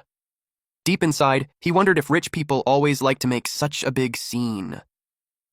His mother looked worried. She told him not to get involved in anything illegal. Ching was confused by what she said. She assured her that they hadn't done anything wrong. He said that he was just saving the world right now. That only made his mother more confused. The nurse thought he was still talking nonsense, but she knew that sooner or later they would understand the truth. They went to the villa that Ming had carefully selected. It was surrounded by beautiful mountains and clear water with a garden in the backyard, and all the food was organic and fresh. It also came with 16 bodyguards and 8 nannies working around the clock. It would definitely be comfortable for him and his mother. She turned back and told him that he would check the others. Ching was surprised that he didn't even like it. Ming commented that it was such a pity. He couldn't understand Shi's taste. Yeyun and Shilin were waiting for him in the car. Since Shi didn't like the house Ming prepared, it was now Yeyun's turn. But Shilin thought this was her chance. Yeyun was confident in the house he chose. He believed he would win Shi's favor. Yeyun believed that a young talent like Shi should live in a place overlooking the entire Qingshan city. Ching's eyes sparkled. He was amazed to see the whole city. Yeyun told them that the apartment was located in the most central area of Qingshan City, a landmark building designed by a world-famous architect, and this unit was the top-tier king of the building in the tower. Moreover, he had prepared something extra for Shi. Ching became excited. He told everyone to come out. They were the 10 nannies he selected for Shi. They were all young and beautiful women. Ching got extremely excited when he saw so many goddess-level beauties. They surrounded Shi. Ming and Shilin were stunned. They hadn't thought of this. This made Yeyun believe that no man could refuse his offer. But Shi simply left to check the next place. Yeyun couldn't believe it. This only proved that Shi was truly different from others. Ming still hoped he had a chance. Shilin led him to the house she had chosen. It wasn't as luxurious, but she hoped he would like it. She had done her research and learned about his and his mother's past, so she believed he would find the house familiar. She said it felt both familiar and unfamiliar. Ching realized that it used to be Shi's childhood home. He knew it had been sold to pay for Shi's treatment. Ming and Yeyun already knew they had lost. Shilin explained that the house had changed owner several times, so the layout wasn't exactly the same. But she had done her best to restore it and make it comfortable. She realized how thoughtful she was. The room arrangement was close to what he remembered from his childhood. He said he would take it and thanked her. She told him there was no need to be polite since it was her honor. The 2 men felt defeated. They didn't expect to lose so completely. She told Ching to bring it out. Shailin asked what it was. Ching handed it over.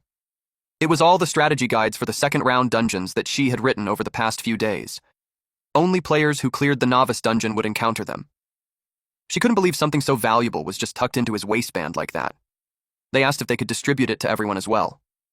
She said there was no need, but they could choose some people with good potential and give it to them.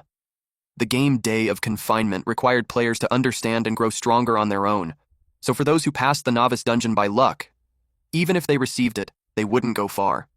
What he wanted was to filter out excellent players. They only needed to help rookies understand the rules, and that would be enough. The truly capable ones would stand out on their own. They understood his intention. Shilin then asked why he wanted to select these excellent players. She said he needed them to save the world with him. Everyone was shocked. They realized he had a grand goal. There were 2 hours and 69 minutes left before the next round began. Ching proudly told Shi that he was ready and had packed a whole pile of supplies. He carried a huge backpack. Shi hugged his mother and told her that he would be back very soon. She asked where they were going. Ching, acting like a child, said they were going on an adventure to another world. The countdown ended, and the selected players were about to be teleported. Ching said goodbye to Mrs. Luo. She believed Ching could clear it on his own, so he didn't plan to help him. Ching told him to watch him make it onto the leaderboard, and they were teleported. Just like in his past life, the second dungeon was Extreme Cold Apartment. This was a D-rank dungeon, and those who entered were no longer rookies. They had to find the boss and defeat it to clear the dungeon. There was a 5-minute countdown before the door opened. Just like before, the system gave misleading hints. It wasn't as simple as finding the boss. To clear the dungeon, he needed a completely reliable teammate, because the true clearing condition was to team up with a reliable partner and draw out 2 bosses from the top and bottom floors. They had to bring both bosses to the middle floor and make them meet. Only then could the dungeon be cleared. After all, the memory of being betrayed by that person in his past life was still fresh in his mind. He looked forward to meeting the most reliable person in his heart. The special permanent card team formation effect was activated. It summoned Rui. She was surprised to see him. She asked what he was doing there. And then she asked where she was. Shai told Rui that he was the one who brought her into his game dungeon. If he remembered correctly, she should have been on a small island and some prompts had appeared in front of her. In his past life, she became a player the second time he entered the game, and her first novice dungeon was an island survival type. It was that island dungeon that gave her deep trauma and caused her suffering for a long time. So the main reason he brought her into his dungeon was to change her fate. He couldn't let her go through that again. She asked how he knew she was on a small island. Then she noticed the prompts in front of her. She had been welcomed into the D-rank dungeon, Extreme Cold Apartment. She remembered seeing this game in a video while browsing the internet. She tried to recall its name. She told her that it was called Day of Confinement. He said that he needed a completely reliable teammate, so he chose her. There were 2.5 minutes left before the door would open, and they would face terrifying monsters. He asked if she would be his partner and reached out his hand to her. She remembered the same moment from when they were children. He had asked her to come play with him. Back then, she hesitated, but she still took his hand. And this time, she agreed right away. With 22 seconds left, he asked if she had remembered everything he said. She said she had memorized it all. Monsters could appear anywhere, so she shouldn't touch anything carelessly. This wasn't really an apartment, but a maze with upper and lower levels. The way to clear it was to make the bosses from the top and bottom floors meet. She told her that he was about to open the door. Rui was determined to become a reliable teammate. It was an icy room. She felt the cold immediately. It was even colder inside. He told her it would feel better once they obtained attribute cards. He already knew where the monsters were, so he would head there right away. He saw a figure coming out of the alley, and his expression darkened. It was the person who betrayed him in his past life. And he looked exactly the same. The man complained about how cold it was. He was afraid that a monster might suddenly jump out. He felt relieved when he saw other people. Then he realized that they were players too. Ji already knew what he would do next. He would accept the team invitation from him. The man looked honest and dutiful, the kind of person people easily trust. But in reality, he was a shameless scum who betrayed his teammates. In his past life, he had approached Ji first, acting friendly and gentle to gain his trust. But in every battle, he hid behind him. At that time, Shi thought the man was just weak. That wasn't the truth. When Shi had used all his strength to defeat a floor boss, the man betrayed him without hesitation just to steal the attribute cards. He stabbed Shi in the back and left him lying in a pool of blood. Back then, She almost died because of that. But someone reached out and saved him. Back to the present. The man now offered to team up so they could watch each other's backs and deal with monsters more easily. But deep inside, he was just waiting for a chance to kill Shi and take the woman for himself. He had also set his sights on Shi's sword, which was better than his dagger. He urged Shi to join forces, but since this man had stabbed Shi in the back before, Shi returned the favor. The man was shocked. Just like what the man did in the past, Shi planned to leave him there and let him fend for himself. Shi asked Rui if she had any questions. She said no. She trusted that he had his reasons. They moved on to find attribute cards for her. A man appeared and walked toward the injured man. He confirmed that Shi's appearance matched the information he had received. He wondered if someone who freely shared the novice dungeon strategy guide would really harm others without reason. Liu Mao decided that Shi was someone worth observing. Mao was ranked 34th on the leaderboard. In one room, a monster was hanging. Shi kicked the door open to look for a monster. And just as he expected, it was there. It was the Hanging Cold Spirit, level 5, with level 5 strength, level 6 agility, level 2 stamina, and level 1 mana. It rushed toward them. Rui was terrified. It moved quickly while making strange monster noises. Shi glared at it and told it to shut up because it was too noisy. He simply slapped it. That sent it flying into a pile of objects. Just like that, it was defeated. They obtained E-rank attribute cards that could increase stamina below level 10. Rui asked if he always fought monsters like that. Shi told Rui that it wasn't exactly his usual way of fighting, because some monsters in the dungeon were tricky. The one he just slapped was especially weak. Rui, being a horror fan, got excited when she heard that there were monsters even she couldn't handle. He handed her the card and told her to hold it and think about using it so she could gain player attributes. She thought it sounded ridiculous. An apartment couldn't possibly have monsters like this.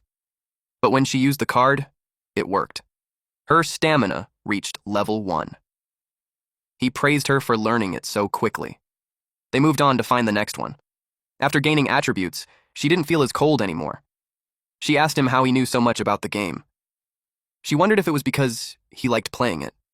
That made him stop. His expression turned grim. She asked if she said something wrong. He told her that this game wasn't fun at all. He reminded her that their only goal in playing it was to destroy it. Even though she didn't understand, she trusted that he had his reasons. Suddenly, a monster came out of the wall. She grabbed its neck and crushed it in his hand. It was disappointing that it didn't drop any attribute cards. That was one of the difficulties of the dungeon. The drops were random, but he knew that the floor boss on each level would definitely drop cards. He went to find them. Meanwhile, the other players were struggling inside the maze. The apartment was so large that they couldn't find their way out. Rui noticed that those players knew far less than she.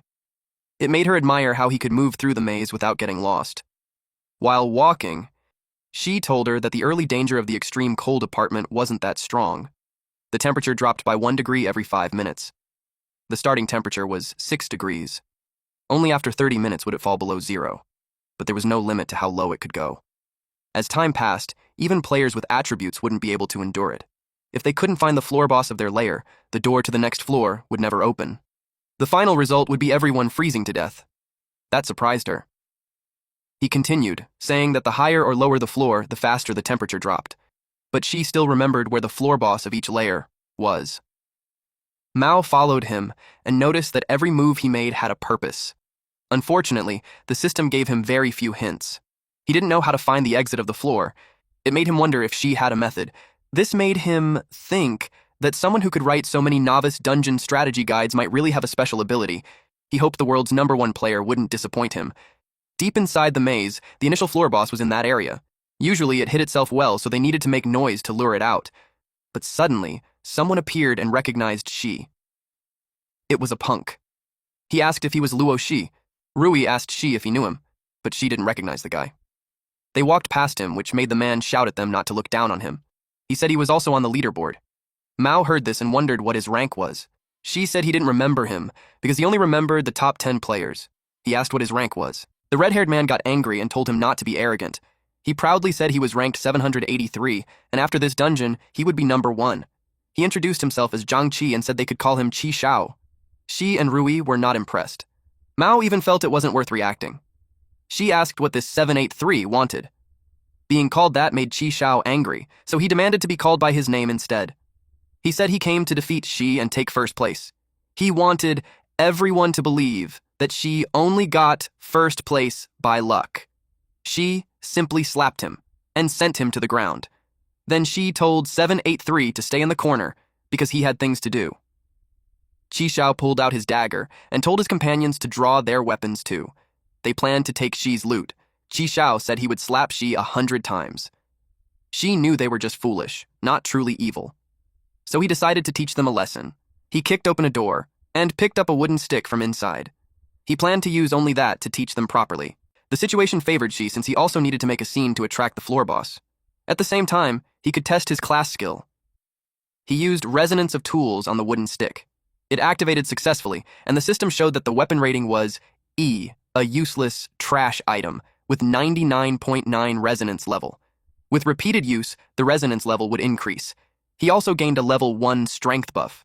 Now he knew that the skill could automatically rate weapons. He realized that this skill would be very useful if he encountered unidentified items in the future. Qi Shao called him an arrogant brat for not using his sword. He said it would be his biggest mistake. Shi simply glared at them. Qi Shao called his brothers to follow him, but they hesitated. They were too scared. This made Qi Shao furious. He called them useless and forced them to move. They were afraid because they knew Shi was ranked first in the world. Some of them even questioned if their boss knew what he was doing. But Qi Shao was overwhelmed with emotion. He felt insulted and wanted to fight.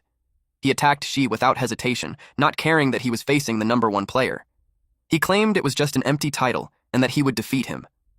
Since Shi needed to make noise, he chose the most painful way to respond.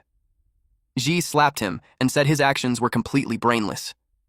Qi Shao burst into tears. He screamed loudly in pain. It was a good scream. She expected the monster had heard it. Suddenly, a vine appeared. It wrapped around Qi Shao. It even covered his mouth as it dragged him away. His followers were stunned. They quickly ran after him to save him. She told Rui that it was the floor boss.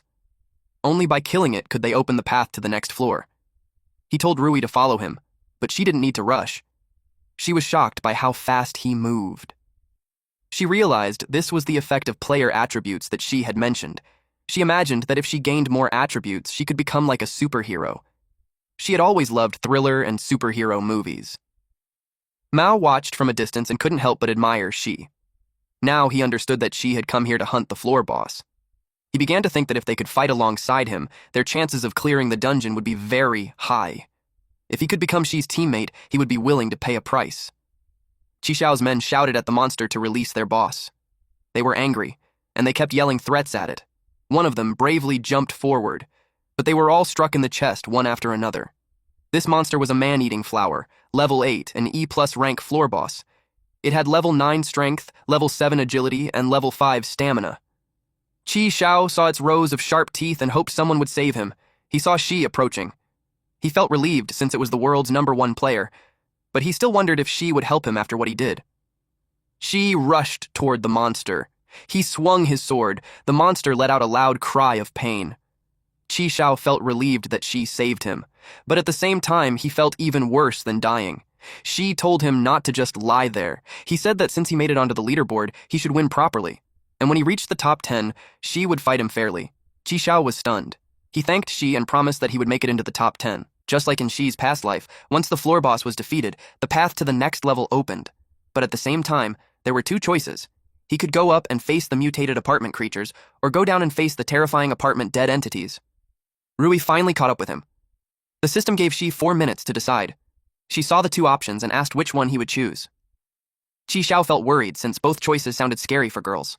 But deep inside, Rui was excited. Above meant monsters, below meant ghosts. She was fired up, but she tried to hide it so he wouldn't think she was crazy. She asked her which one she wanted. She found it hard to choose because she wanted both. Then someone appeared and asked Shi if he could join them. He introduced himself as Liu Mao, currently ranked 34, and said he could be useful. She was glad that he finally showed himself. Rank 34 was already high, especially with hundreds of thousands of players in the first batch. Qi Shao wasn't impressed. In his mind, rank 34 wasn't anything special. He planned to reach the top 10 himself. She knew that this man had been following him for a long time. He decided to expose him. In his past life, this was the person who saved him. Mao asked if she had noticed him long ago. Back then, after being betrayed, she thought he would die. But when Mao appeared, he was saved. At that time, Mao recognized his ability and said they needed a comrade like him. Mao told him to follow his commands, and they would survive the dungeon. Later, under Mao's lead, they struggled step by step, and eventually cleared that level. Although it was difficult at that time, she saw him as a savior, but even someone like him fell in the day of confinement. At that moment, she realized that no matter how strong someone was inside the game, they were still just toys to the evil gods. Mao felt uneasy when she didn't speak. He asked if there was any problem. Qi Xiao still thought she wouldn't accept someone like Mao, but to his surprise, she agreed. He needed someone strong like Mao. Mao thanked him and offered a small token of respect, but she said it wasn't necessary, because in his past life, Mao had already repaid him. Now it was his turn to return the favor. Mao assumed that she was already strong and didn't need attribute cards, but he knew the woman would need them. Rui's eyes lit up. She imagined becoming like a superhuman, but she still looked at Qi for approval. She told her it was her choice whether to accept or not. That made her happy. He knew she needed the cards to grow stronger. She accepted them happily. Mao said he was grateful that she accepted. Deep down, it was because he met Qi by chance. If they had refused, it would have been hard for him to trust them. He planned to give Qi something in return once they got back to reality. Qi said they should move to the next floor. The boss there would be even stronger, so they couldn't waste time. Mao and Rui followed his lead. Qi Xiao was determined not to lose to that guy with glasses. He was confident that if he asked to join, Qi would agree. He thought highly of himself, so he tried to express his interest in joining. But the moment he spoke, Qi told him to get lost. He didn't even get to finish his sentence. While going down the stairs, Mao asked Qi if he knew a lot about the dungeon. Qi said the structure of the dungeon was very simple.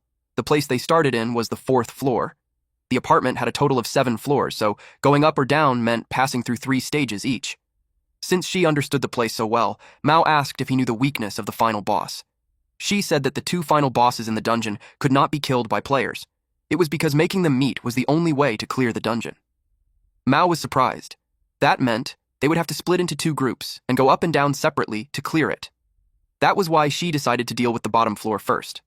The plan was to attract the bottom floor boss, then bring it up in one push while heading to the top floor. It would chase them all the way up. That way, the bottom and top floor bosses would meet, and their risk would be minimized. Mao said it was just as expected of Qi to come up with such a strategy. He knew that for other players chasing the final boss, it would be impossible to clear the floor bosses again. Rui realized that Qi had originally planned to bring her into the dungeon to defeat 2 floor bosses alone and then lure a final boss to the middle floor. Qi admitted that it was true, but at the same time, her safety mattered to him. There was no way he would let her take that kind of risk, so he chose a safer plan instead. She felt touched. Then suddenly she sneezed. She felt cold even with stamina at level 4, strength at level 3, and agility at level 2. She explained that the temperature drop on the 2nd floor was twice as fast as the starting floor. It had already fallen below 0. They had no time to waste. They needed to find the floor boss as soon as possible. Eventually, they reached a room where there was a ferocious wolf-like monster, along with several zombie monsters. Mao was amazed that in such a huge maze, Qi could locate the boss so precisely. Qi said that it was a route he had memorized through life and death, so there was no way he could forget it. This made Mao wonder if Qi had been there before. It didn't make sense since the game had only just appeared in the world. They faced the D-rank boss, the Dog King Aras. It was level 10, with level 11 strength and stamina, and level 13 agility. Before charging in, Qi told them to protect themselves because wandering cold spirits would attack. Mao assured him that he would protect Rui. Qi knew Mao was strong, so with him guarding Rui, he could focus fully on the boss. He charged forward. His sword got caught between the monster's teeth. At the same time, the wandering cold spirits rushed in. Mao told Rui to stay behind him, and he struck the monsters away. He was the 9th-generation successor of Bagua Hands, and because of that, he had easily cleared the novice dungeon. He was confident that these wandering cold spirits couldn't defeat him. He told Rui not to be afraid, and that he would deal with them quickly. But to his surprise, she started punching the monsters too. She was amazed by the player attributes, since they allowed her to fight as well. Mao realized that she was just like Qi, full of surprises. Boss Dog King. Aras roared loudly, and it tried to claw Qi. Qi saw an opening, and slashed it all over. Mao noticed that Qi had many chances to kill the boss, but he kept avoiding its vital points. He wondered why he would do that. When they had to kill the floor boss to go down to the next floor, and if the temperature kept dropping like that, they would all die. He was curious what Qi was thinking. Qi stepped back when Boss Dog King Aras tried to claw him, Killing it would trigger the bottom floor boss's berserk state, and the rewards wouldn't increase, but defeating it while keeping it alive would trigger a hidden storyline. He just needed to control its health points precisely to 1%. It used Roar of the Wind, D rank. It gathered power to release a powerful blast of wind capable of tearing everything apart. Mao saw that the boss was about to unleash its ultimate move, so he screamed at Shi to find cover quickly. Boss Dog King Aras was wide open, teeth clashing against the barrier as the impact sent waves of light and force everywhere. Shi assured him not to worry about him, and that they should just go protect themselves and Wu Rui. Mao was worried. Facing the boss's ultimate move head-on, even he would get hurt. He wondered what Shi was really trying to do, but he chose to believe in him. Since he decided to serve a master, he would stay loyal. He ran toward Rui and told her to follow him to the corner. Boss Dog King Aras's attack compressed into one point and formed a spinning energy orb. The energy around it burst outward, showing it was getting more destructive. It was so close. Rui was glad they got out. But she realized Shi was still there. She got worried and decided to go back for him. But Mao stopped her because Shi told him to. He told her to stay and trust him. She asked if he could really handle it alone. Eventually, it became quiet. She noticed how the wind outside had died down. She suggested taking a look. Mao said Shi hadn't called for them yet, so they should wait a bit longer. Right on time, Shi told them to come out. Rui felt relieved when she heard his voice. They hurried over to him. They were shocked at what they saw. Aras was at 1% health points. Rui said he was amazing, like a superhero from the movies. Mao admitted he was worried about his safety, but now he realized he had been ignorant. Shi now expected the hidden side mission to trigger. Mao realized that Shi didn't spare it, just for no reason. It was all for the hidden side mission. Rui, on the other hand, was amazed by the hidden side mission. He told Aras that he could take it to see its master if it was willing to come. Aras was surprised. It let out a pitiful howl. The system notified Shi that Aras had sent him a team join request. He accepted it. Aras has joined the team. The hidden side mission has started. After recruiting both Aras and Little Posey into the team, the whole team will gain a special buff bonus. The final settlement rewards will increase by 50%.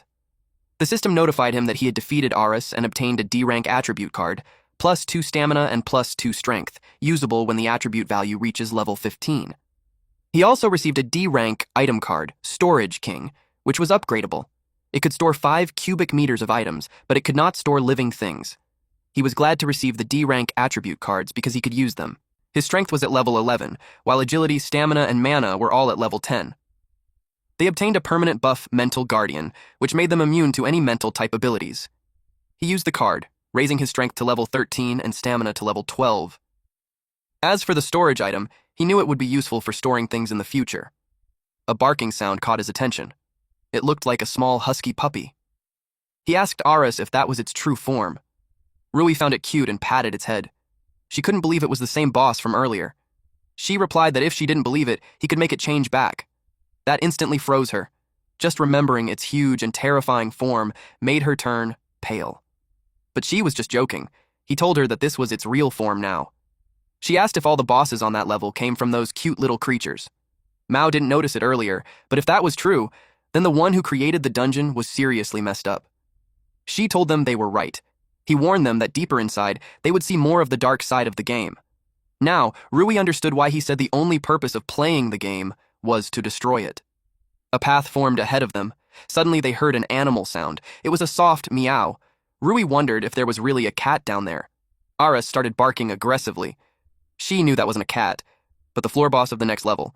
He told them to move. It was already getting impatient to see its old friend. Extreme cold apartment, -2nd floor. Current temperature, -10 degrees Celsius. The temperature in this stage drops by 2 degrees every minute.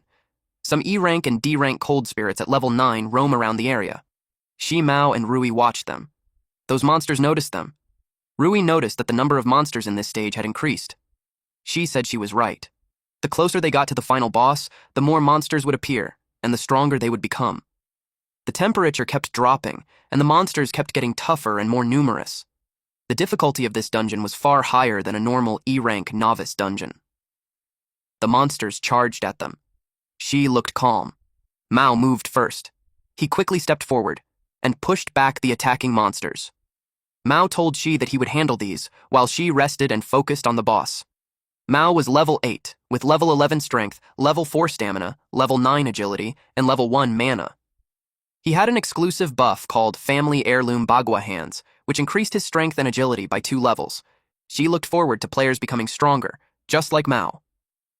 Mao suddenly moved at high speed, leaving afterimages behind. He swung his hands in wide arcs, releasing waves of blue energy that cut through everything in front of him. He told Rui and Shi to follow behind him. Rui already knew he was strong, but seeing it in person still amazed her. Shi knew clearing the path wasn't a problem for Mao, but he asked if he knew where the floor boss was. Mao felt embarrassed. Suddenly, more monsters rushed toward them. Rui panicked and told him to look behind him. He was caught off guard. At that distance, he knew he would get hit. Suddenly, someone told him to get down. He recognized the voice. It was Shi. He crouched immediately, and the monsters behind him were struck. With just one swing of the sword, several monsters were already cut down.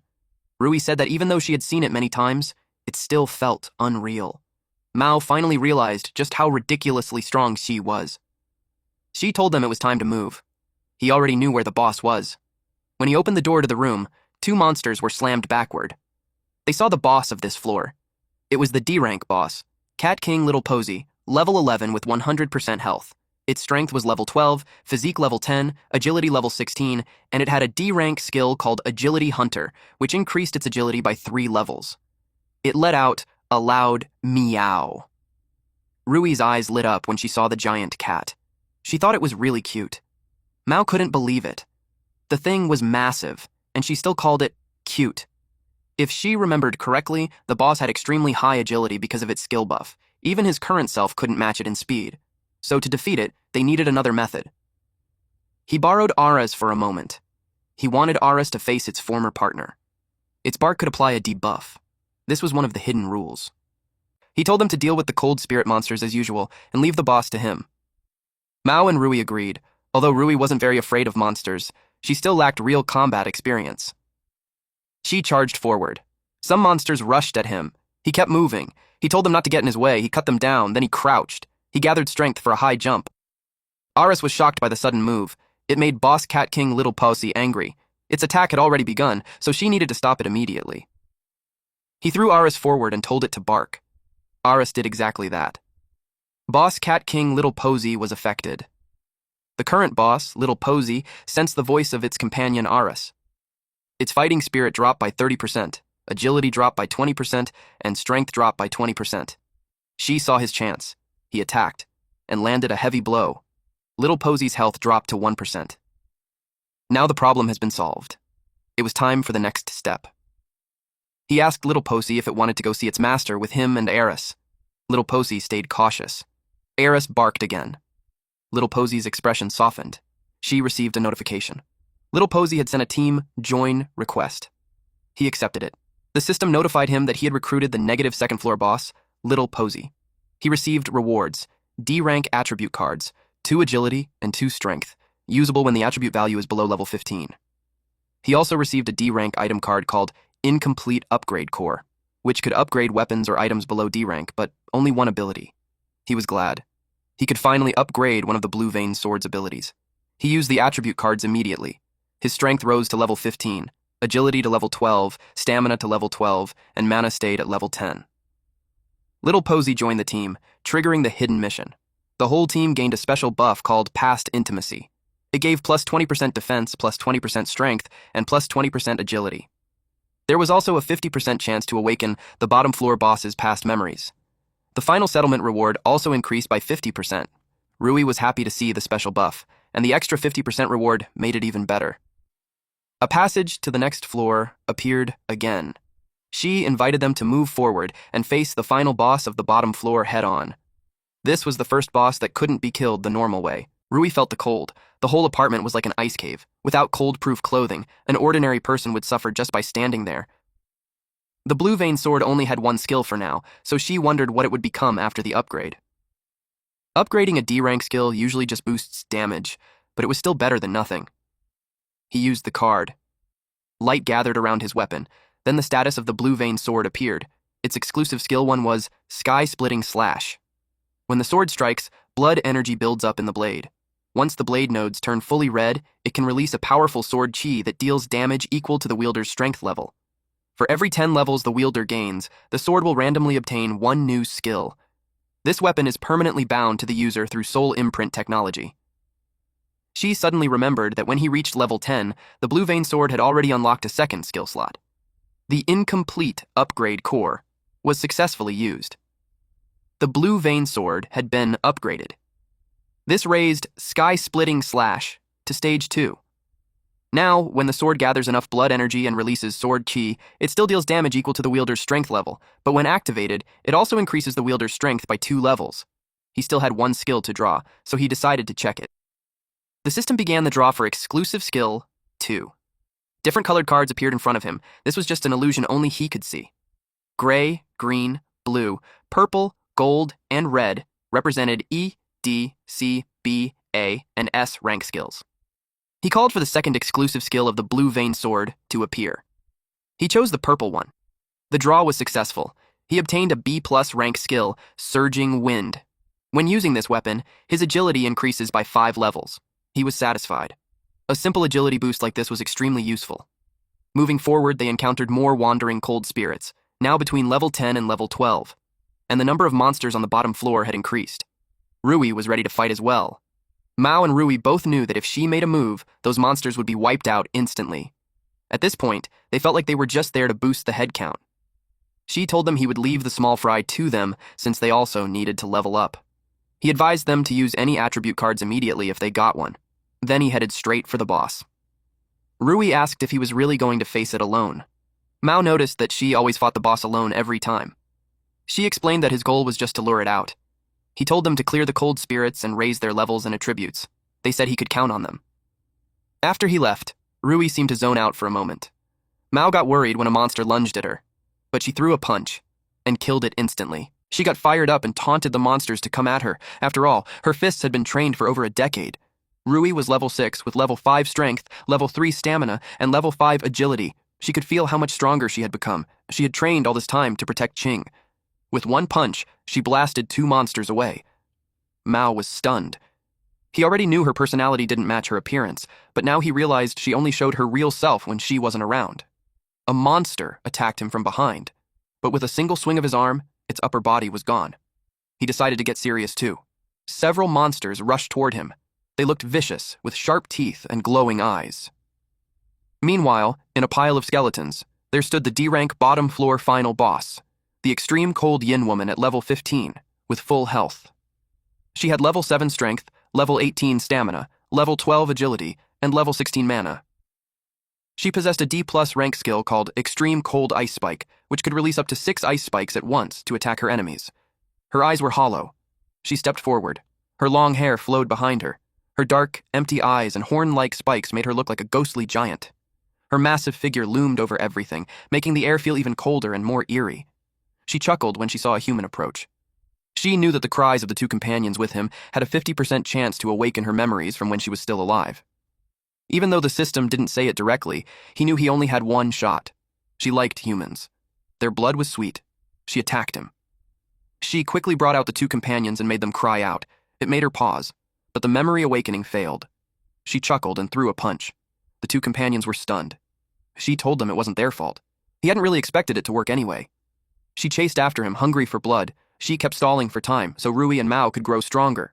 It wasn't hard for him. With the blue vein sword's surging wind boost, dodging her attacks felt almost effortless.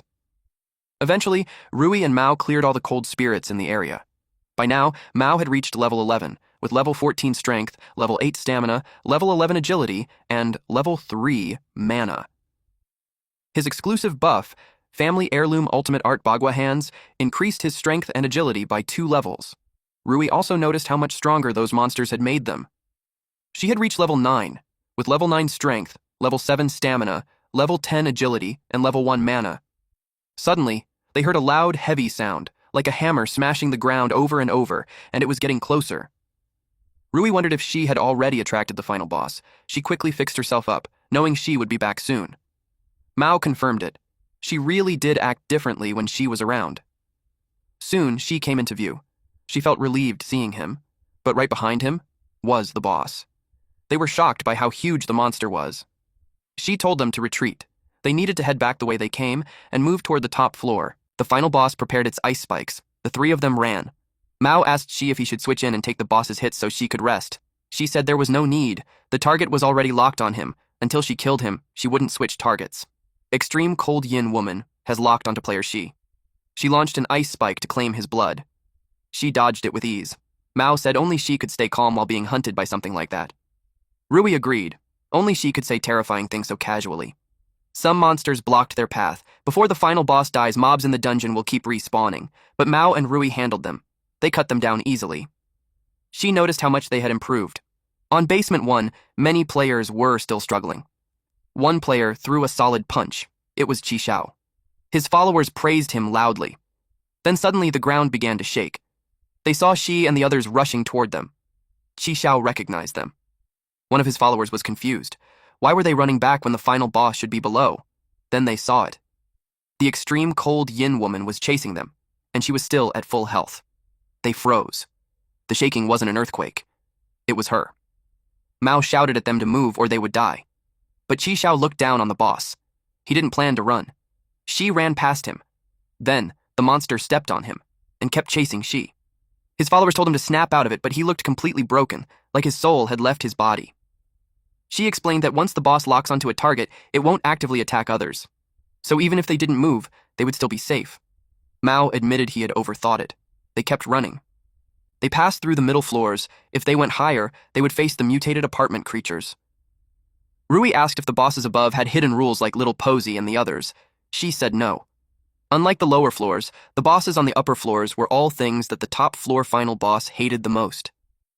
The top floor boss is the bottom floor boss's father. As long as the two meet, the stage will be cleared. But both the top floor boss and the bottom floor boss were just poor people when they were alive. On the day the top floor boss became a father, his wife died during childbirth after meeting a quack doctor who failed to treat her properly. The daughter grew up without her mother. While her father worked outside, she only had cats and dogs to keep her company. Even so, she still grew up healthy. But while waiting for her father to come home, the daughter got into a car accident and died right in front of him. Then the bastards who created the game took their souls and trapped them inside the building forever. Only players who find the correct clearing method can let them meet again, even if it's just for a moment. That meeting clears the resentment in their souls. That's why letting the top floor boss meet the bottom floor boss is the key to clearing this stage. Rui realized just how miserable this level's boss was. Mao realized the one who made this game was an even bigger bastard. Then, we see players struggling against a huge monster. It was the D-rank boss Quack Doctor, Chainsaw Maniac, level 10. His strength was level 12, stamina level 9, agility level 10. A pure Quack Doctor. Countless patients had died in his hands. The moment Mao saw it, he knew it was the Quack Doctor. Rui added that no normal doctor would ever look like that. She told everyone to get down. There was a clear opening for him to attack. She rushed forward and slashed the Quack Doctor. He killed the D-rank boss Quack Doctor, Chainsaw Maniac, and headed straight for the staircase. The other players were stunned. They were impressed, but also curious about who he was. The monster kept chasing after him. The players were shocked when they saw it appear again. They had no idea why it showed up there. They thought they were about to die and braced themselves. But the monster just ran past them. The monster shouted at Shi, telling him not to even think about escaping. The players realized someone had lured it up there. That made them understand something. They had already cleared the floor below. Now they finally saw how strong those players were. The next monster was the D-rank boss modified truck driver, level 11. It had level 17 strength, level 11 stamina, and level 11 agility. Its D-rank skill, illegal modification, boosted its strength even further. This guy would do violent upgrades, legal or not, just to earn more money. Rui and Mao were terrified, but Shi didn't hesitate. He charged straight in. The modified truck driver threw a punch. She leapt high into the air and chopped its body clean in half. He killed it. When the dust settled, they continued toward the staircase. A shadow slowly crept out from the rubble. It twisted and formed into a creature. The evil god had noticed Shi and the others. They cleared the dungeon faster than what the gods had designed. To it, they were anomalies. At the top floor stood a mutated freak, level 10, and it wasn't alone. Many monsters surrounded it. All of them suddenly turned in one direction. They heard the noise from the commotion.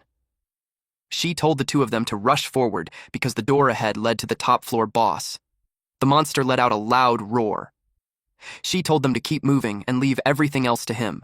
With a single slash, he cut down several monsters, and the two of them charged ahead. They pushed the door open. And the final boss was right there. They stepped into the top floor boss domain. It was the Extreme Cold Ringleader, level 15. It had level 16 strength, level 19 stamina, level 15 agility, and level 1 mana. It had a D-rank skill called Extreme Cold Breath, letting it unleash freezing air at will. Mao muttered that it looked nothing like the tragic man he had imagined. The door suddenly slammed shut. The system announced that it wouldn't open again until the players outside met the conditions. The two of them were left confused. The monster roared again.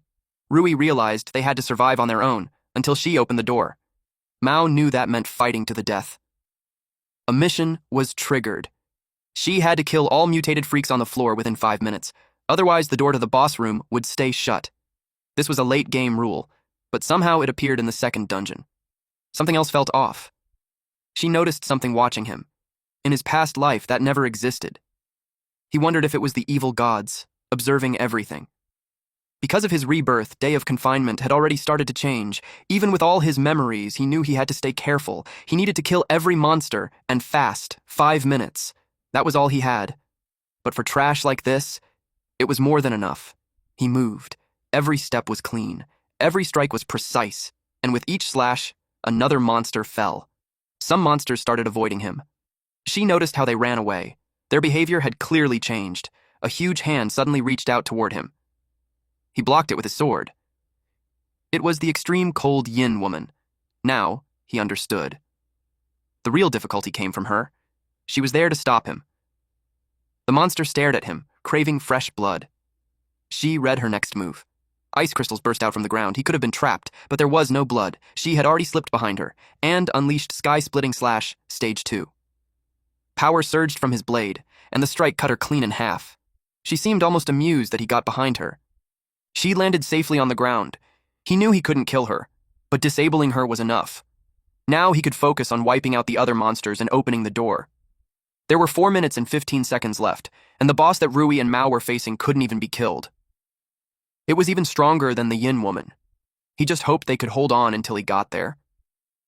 On the other side of the door, the Extreme Cold Ringleader threw a punch. The impact blasted someone across the room. Mao slammed into the door and coughed up blood. He couldn't keep up with its speed. He couldn't believe this was the kind of power she had been fighting alone. He always thought the gap between them wasn't that big. But now he understood the difference between rank 1 and rank 34. It wasn't a gap. It was a chasm. Rui stepped in and blocked the next attack to protect him. She told him to get up. They had promised to hold on until she arrived. But the moment she got distracted, the monster grabbed her. Mao stepped in and used Bagua Hands, third form. He struck the monster's face and knocked it to the ground. Rui couldn't believe what she just saw. Mao clenched his fists. He refused to give up again, even if the gap between him and she was as wide as a chasm. He activated Bagua Hands. Enraged state. His strength rose to level 4. His mana surged to level 10. In this state, he could use Bagua True Ki to launch attacks from a distance. The monster got back up and attacked again. Mao told it not to underestimate him. He struck it again, forcing it back. Then he unleashed a series of palm strikes. The monster was eventually slammed to the ground. He didn't expect the special force method his father taught him to actually work here. Back then, his father told him that Bagua Hands wasn't just for close combat. As long as he understood its true meaning, he could strike enemies from a distance using palm force. But unfortunately, he still hadn't fully mastered it. Bagua Hands in enraged state had 2 minutes and 13 seconds left. He knew that in this state, he could only last for 3 minutes. The monster stood up again and rushed toward him. He noticed its injuries had already healed. The boss couldn't be killed. Even if he couldn't damage it, stopping it was still possible. He released another powerful wave of force from his palms. The monster let out a loud groan, but to his surprise, it didn't get pushed back. It had already adapted to his attacks.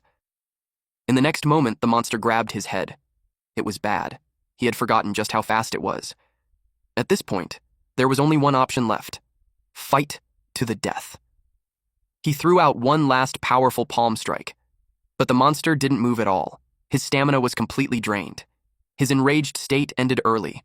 Things were looking bad. Continuous attacks had pushed his body to the limit. The monster raised its claw, ready to tear him apart. Mao knew this was the end. Then, a gunshot rang out. The bullet struck the monster's back, and it dropped to the ground. Rui was the one who fired. The weapon was originally a gift for Shi, but saving Mao came first. She knew Shi wouldn't mind. It was a 6-shot revolver, a gun-type weapon. It consumed the user's stamina and could reload automatically.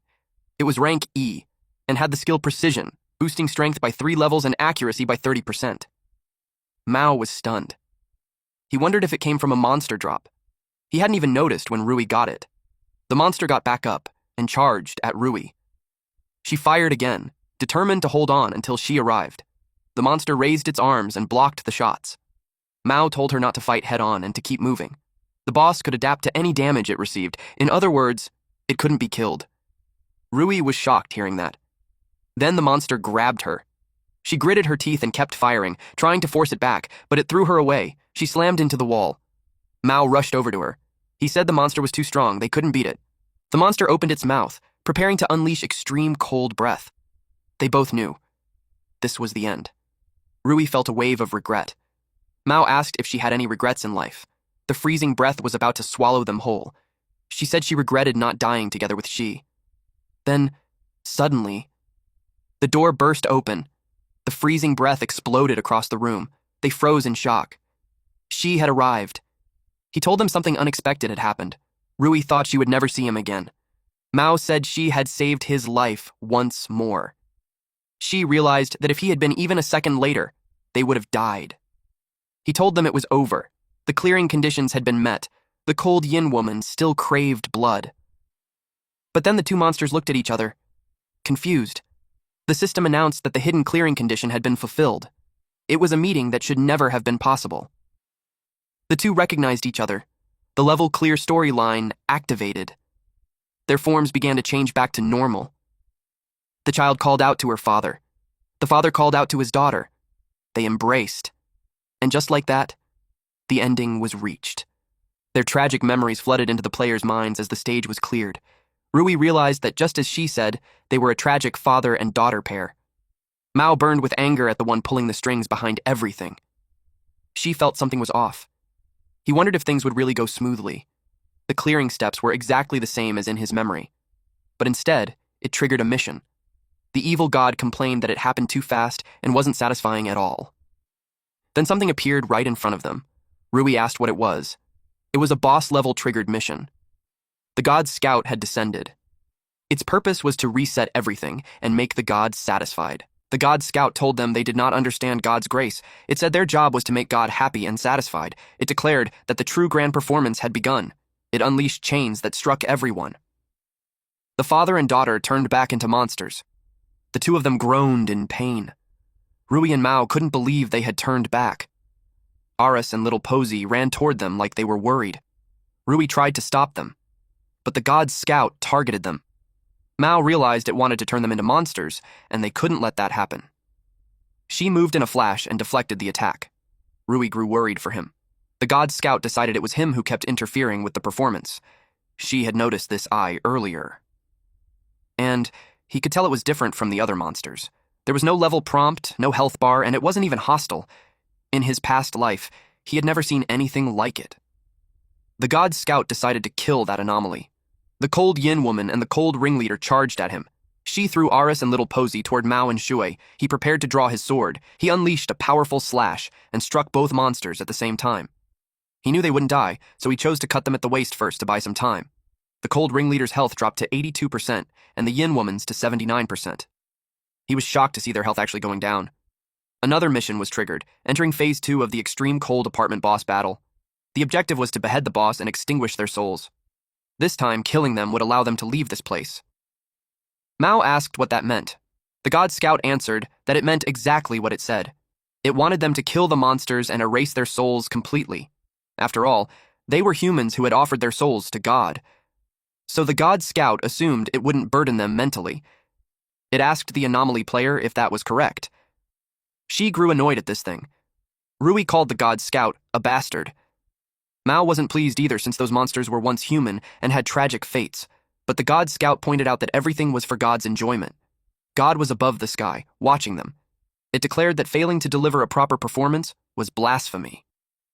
Rui fired at it, shouting that she didn't care if their god was satisfied. She demanded it stop the mission.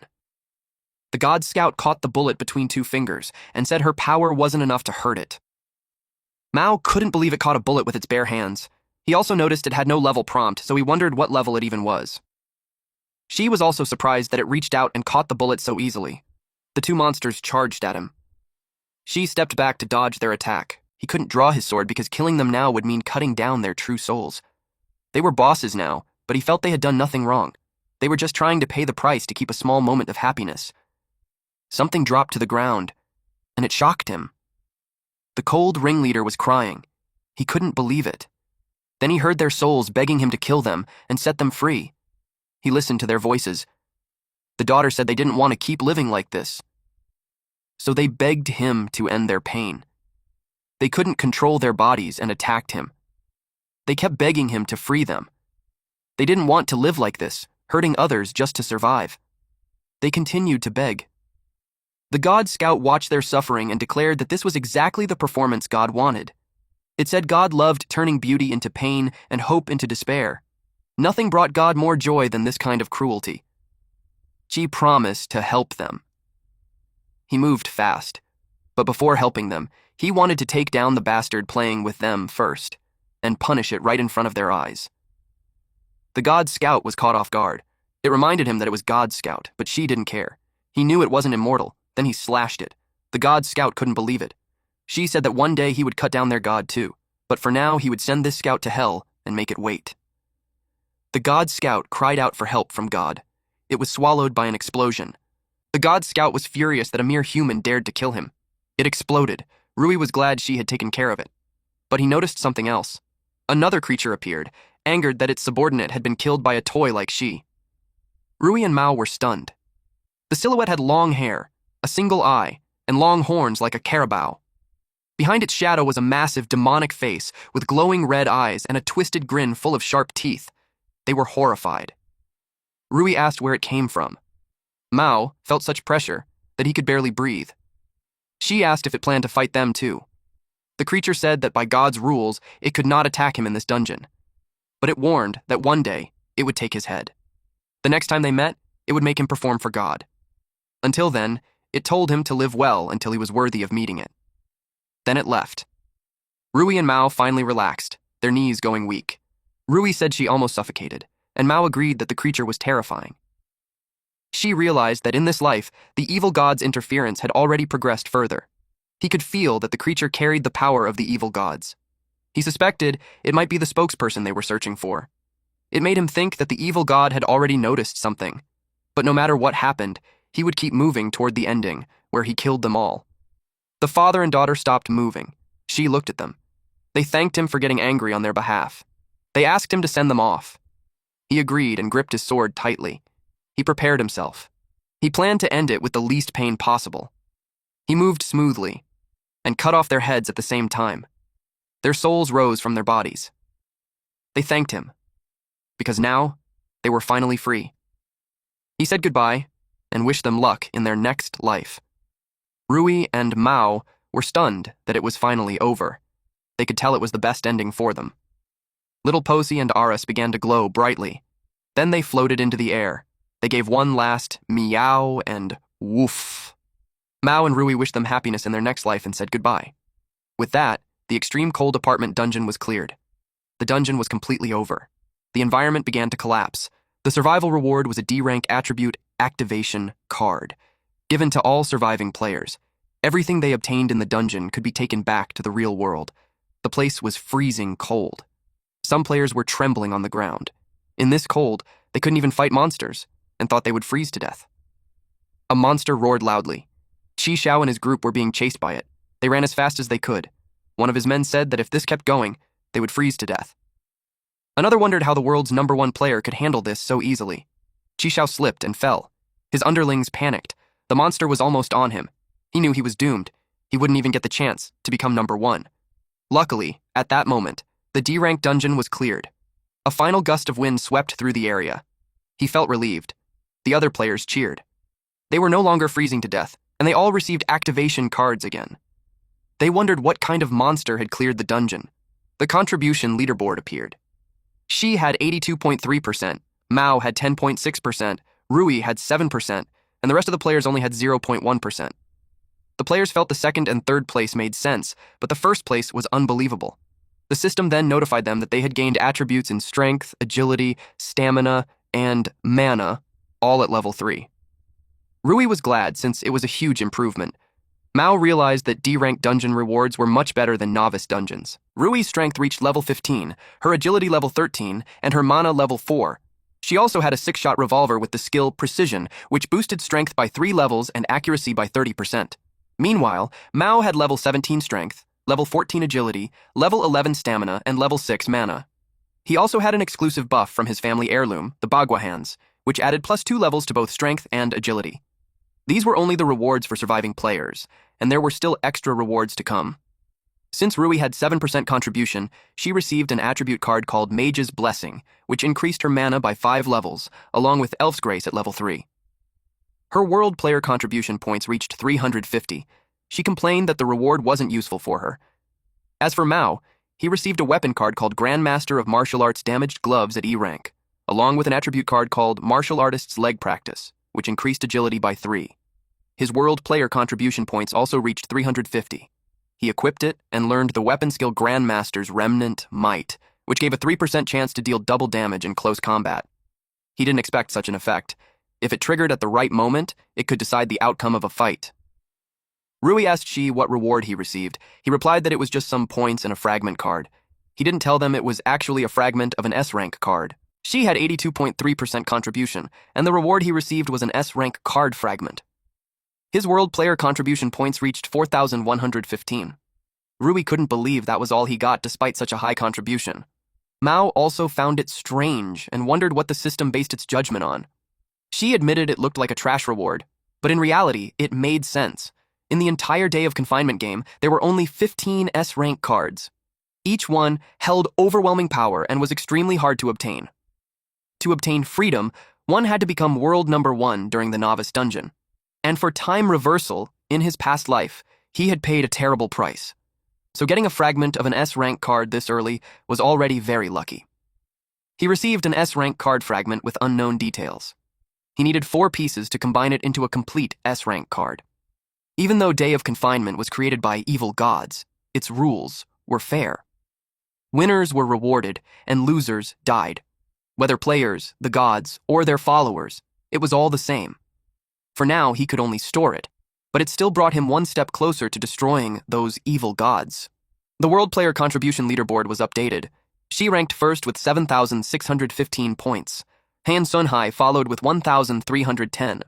Third was Liu Yan with 1,290, then Yun Yan with 1,280, Jin Yajun with 1,280, and Zhong Lun also with 1,280.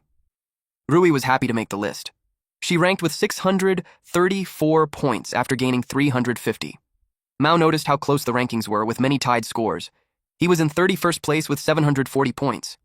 She said that once people understood the rules, more experts would appear. That was why he shared the Novice Dungeon Strategy Guide before. Mao pointed out that this would only create more rivals for Shi, but Shi said his goal was to save the world. The more allies they had, the more hope there would be. This wasn't a fight for him alone. It was a battle for the survival of all humanity, and even the planet itself. For the dungeons ahead, Shi wanted them to fight for humanity, not just for personal gain. The two were stunned. Mao realized he had been narrow-minded and promised to remember Shi's words. Rui also felt motivated to fight for humanity's survival. Shi said he hoped to meet them again in the real world. They both answered, yes, at the hospital. Shi's mother noticed that he was awake. He checked on his friend beside him. Qing was still asleep. Day of Confinement pulled people's consciousness inside, so the things Qing carried were useless. His mother thought he was hungry, so she went to make him something to eat. He noticed that she had already accepted the situation. It seemed like Day of Confinement hadn't affected her much. The system notified him that he had taken first place in the World Player Contribution rankings. An extra reward was about to be issued. Whether those still inside the game or those who had already escaped, no one could surpass his score. So the system decided to grant the reward early. A dark card appeared. He examined it carefully and realized it was a class change card, the Shadow Mage Apprentice card. After using it, he could change into the class Dark Mage Apprentice and gain the skill Dark Orb, along with initial attribute boosts. The description said that rare dark elementalists begin as apprentices who accept the power of darkness. This class had shined in his past life. Back then, someone advanced into a dark archmage and destroyed an entire city alone. Even though that person was evil, no one could deny the power of the class once it matured. Classes weren't good or bad. They could be a weapon for evil or a shield for good. Each person could only have one class, and he had no use for it. He planned to give it to someone suitable. His mother came back with his favorite noodles. He smiled and thanked her. For now, he decided to set everything else aside. He wanted to enjoy this small moment of normal life. He told his mom the food was delicious. Suddenly, someone knocked on the door. She opened it and saw Rui. Even she didn't expect her. She was panicking. Her parents had fallen into a coma, and she asked him why. He told her they were trapped inside day of confinement. She asked if there was a way to save them. He told her to calm down. Right now, there was no other way. There was only one freedom card. Aside from that S-rank card, there was no way to escape the game. If someone died in the game, they would fall into an eternal coma. Their body wouldn't die right away, but without someone to care for them, they would eventually die from starvation or organ failure. Tears filled her eyes as she asked if there was really no way. He looked at her and sighed. He had made his decision. He told her there was one way. He told her to use the class change card, grow stronger, and clear dungeon after dungeon. She was stunned. In simple terms, she had to become strong enough to hunt down the ones who created this twisted game. When that time came, everyone would finally wake up. Rui asked if she would become stronger just by using it. He said she would become stronger, but there's also a risk of losing one's mind. If she lacked the will and failed to resist its negative effects, she would lose herself and become a tool of the evil gods, used to slaughter her own people. She was shocked to hear that the class card had such a side effect. She explained that anything given by the evil gods often carried hidden malice. Class changes in Day of Confinement were like those in normal games, offering a chance to grow stronger. But in this game, they brought not only power, but also despair, because hidden inside every class change card was a fragment of the evil god's consciousness. To succeed, one had to mentally overcome it. Even that small fragment was enough to break an ordinary person's mind. If they failed, they would be taken over and turned into believers of the evil gods. As for why she wasn't affected, it was because his heart had already been hardened by the suffering of his past life. Since then, he had only one goal: to destroy them. Meanwhile, Rui realized that if she didn't become stronger, her parents would never wake up. And more people would fall into endless comas. She said she was willing to try. She reached out to take the card, but someone grabbed her hand. It was Shi's mother. She told her she was still young and shouldn't rush into something like this. If her parents knew, they would never agree. Rui thanked her and said that she was risking his life for others, so she wanted to do the same. After all, their love for their families was the same. Shi's mother was stunned. She could only wish her luck. Rui accepted the card and told Shi that if she ever turned into a monster, he should kill her without hesitation. The Dark Mage Apprentice class change began. She placed her trust in him. But deep down, he knew he could never kill her so easily. He remembered her from his past life. She once took a hit for him and told him to run. So this time, no matter what she became, he swore to bring her back whole. Black mist covered her body. The pain made her scream as her eyes rolled back. They watched as the dark mist kept pouring into her. Shi's mother asked what Rui was doing. He told his mom to go outside and not let anyone in unless he said so. The evil god's consciousness had begun invading Rui's spirit. To help her, he needed mental type skills, but he didn't have any. However, he knew something inside him did. A being with spiritual abilities. He called out to it, knowing it was there. Gabriel answered. It said it was natural, because it existed everywhere. She knew Gabriel could let him enter the mental world. Gabriel said it could, but warned that it could not enter Rui's mental world itself. It explained that if she failed to defeat what was invading her, he would die inside. She said he wouldn't die. In fact, he knew he would win. Gabriel seemed pleased with his confidence. It told him to go, but added that even though he had passed its trial before, if he couldn't handle something this trivial, then he wasn't worthy of their help. A light burst out from Shi's chest. It connected to Rui's chest. He refused to let the evil god take his comrade. Not now, not ever. He closed his eyes and was pulled inside. He entered Rui's mental world. Shadow figures surrounded the place. He looked around, wondering where Rui's soul was. Then he saw them. There were two Ruis. One held a gun and fired with precision. The other fought wildly with her fists. She couldn't understand why there were two of her. A shadow spoke. If she wanted its power, she had to prove herself. She had to survive the siege of the Dark Element apprentices. If she defeated them, it would acknowledge her. But the situation was getting worse. More enemies kept appearing, and she was surrounded. Still, she refused to give up. For her parents. The monsters raised their arms to the sky and launched black fireballs. They exploded. Rui knew that if she got hit, it would all be over. The one with the gun told the martial artist Rui to create an opening so she could fire. But there were just too many monsters. Suddenly, they heard someone shout that he would help her, and he cut through the monsters. Both Ruis were shocked. She told her that the Dark Element mages were just class change illusions, so he couldn't harm them. Rui had to rely on herself, but he could deal with the evil god's consciousness instead. C kept cutting down monsters. He was furious that these things dared to invade his comrade right in front of him. He poured all his anger into every strike. Rui was shocked to see him. She wondered how he even got there. She also noticed how strong he was. Those monsters stood no chance against him. Rui decided to leave those enemies to Shi and focused on the three mages forming a giant orb. The dark mages released the orb. Rui froze when she saw it coming. One Rui grabbed the other and pulled her away just in time. She realized the orb had a devouring effect. That's when she knew she wasn't lying. The class was truly powerful. She managed to step back. But then more orbs rained down on her. One Rui grabbed the other again while she kept firing. They were surprised the orb could attack like this. It was the difference between charged and instant casting. The Rui with the gun chose to fight back. They couldn't just keep dodging forever. She fired at the mages. 2 shots took away 15% of their health. She realized their defense was extremely high. The other Rui said that dealing damage at all was already good. She would handle the dodging, while Gun Rui focused on attacking. It sounded simple, but it wasn't. In this space, their physical limits were the same as in real life. If she ran out of stamina before killing those 3, they would lose. She moved carefully.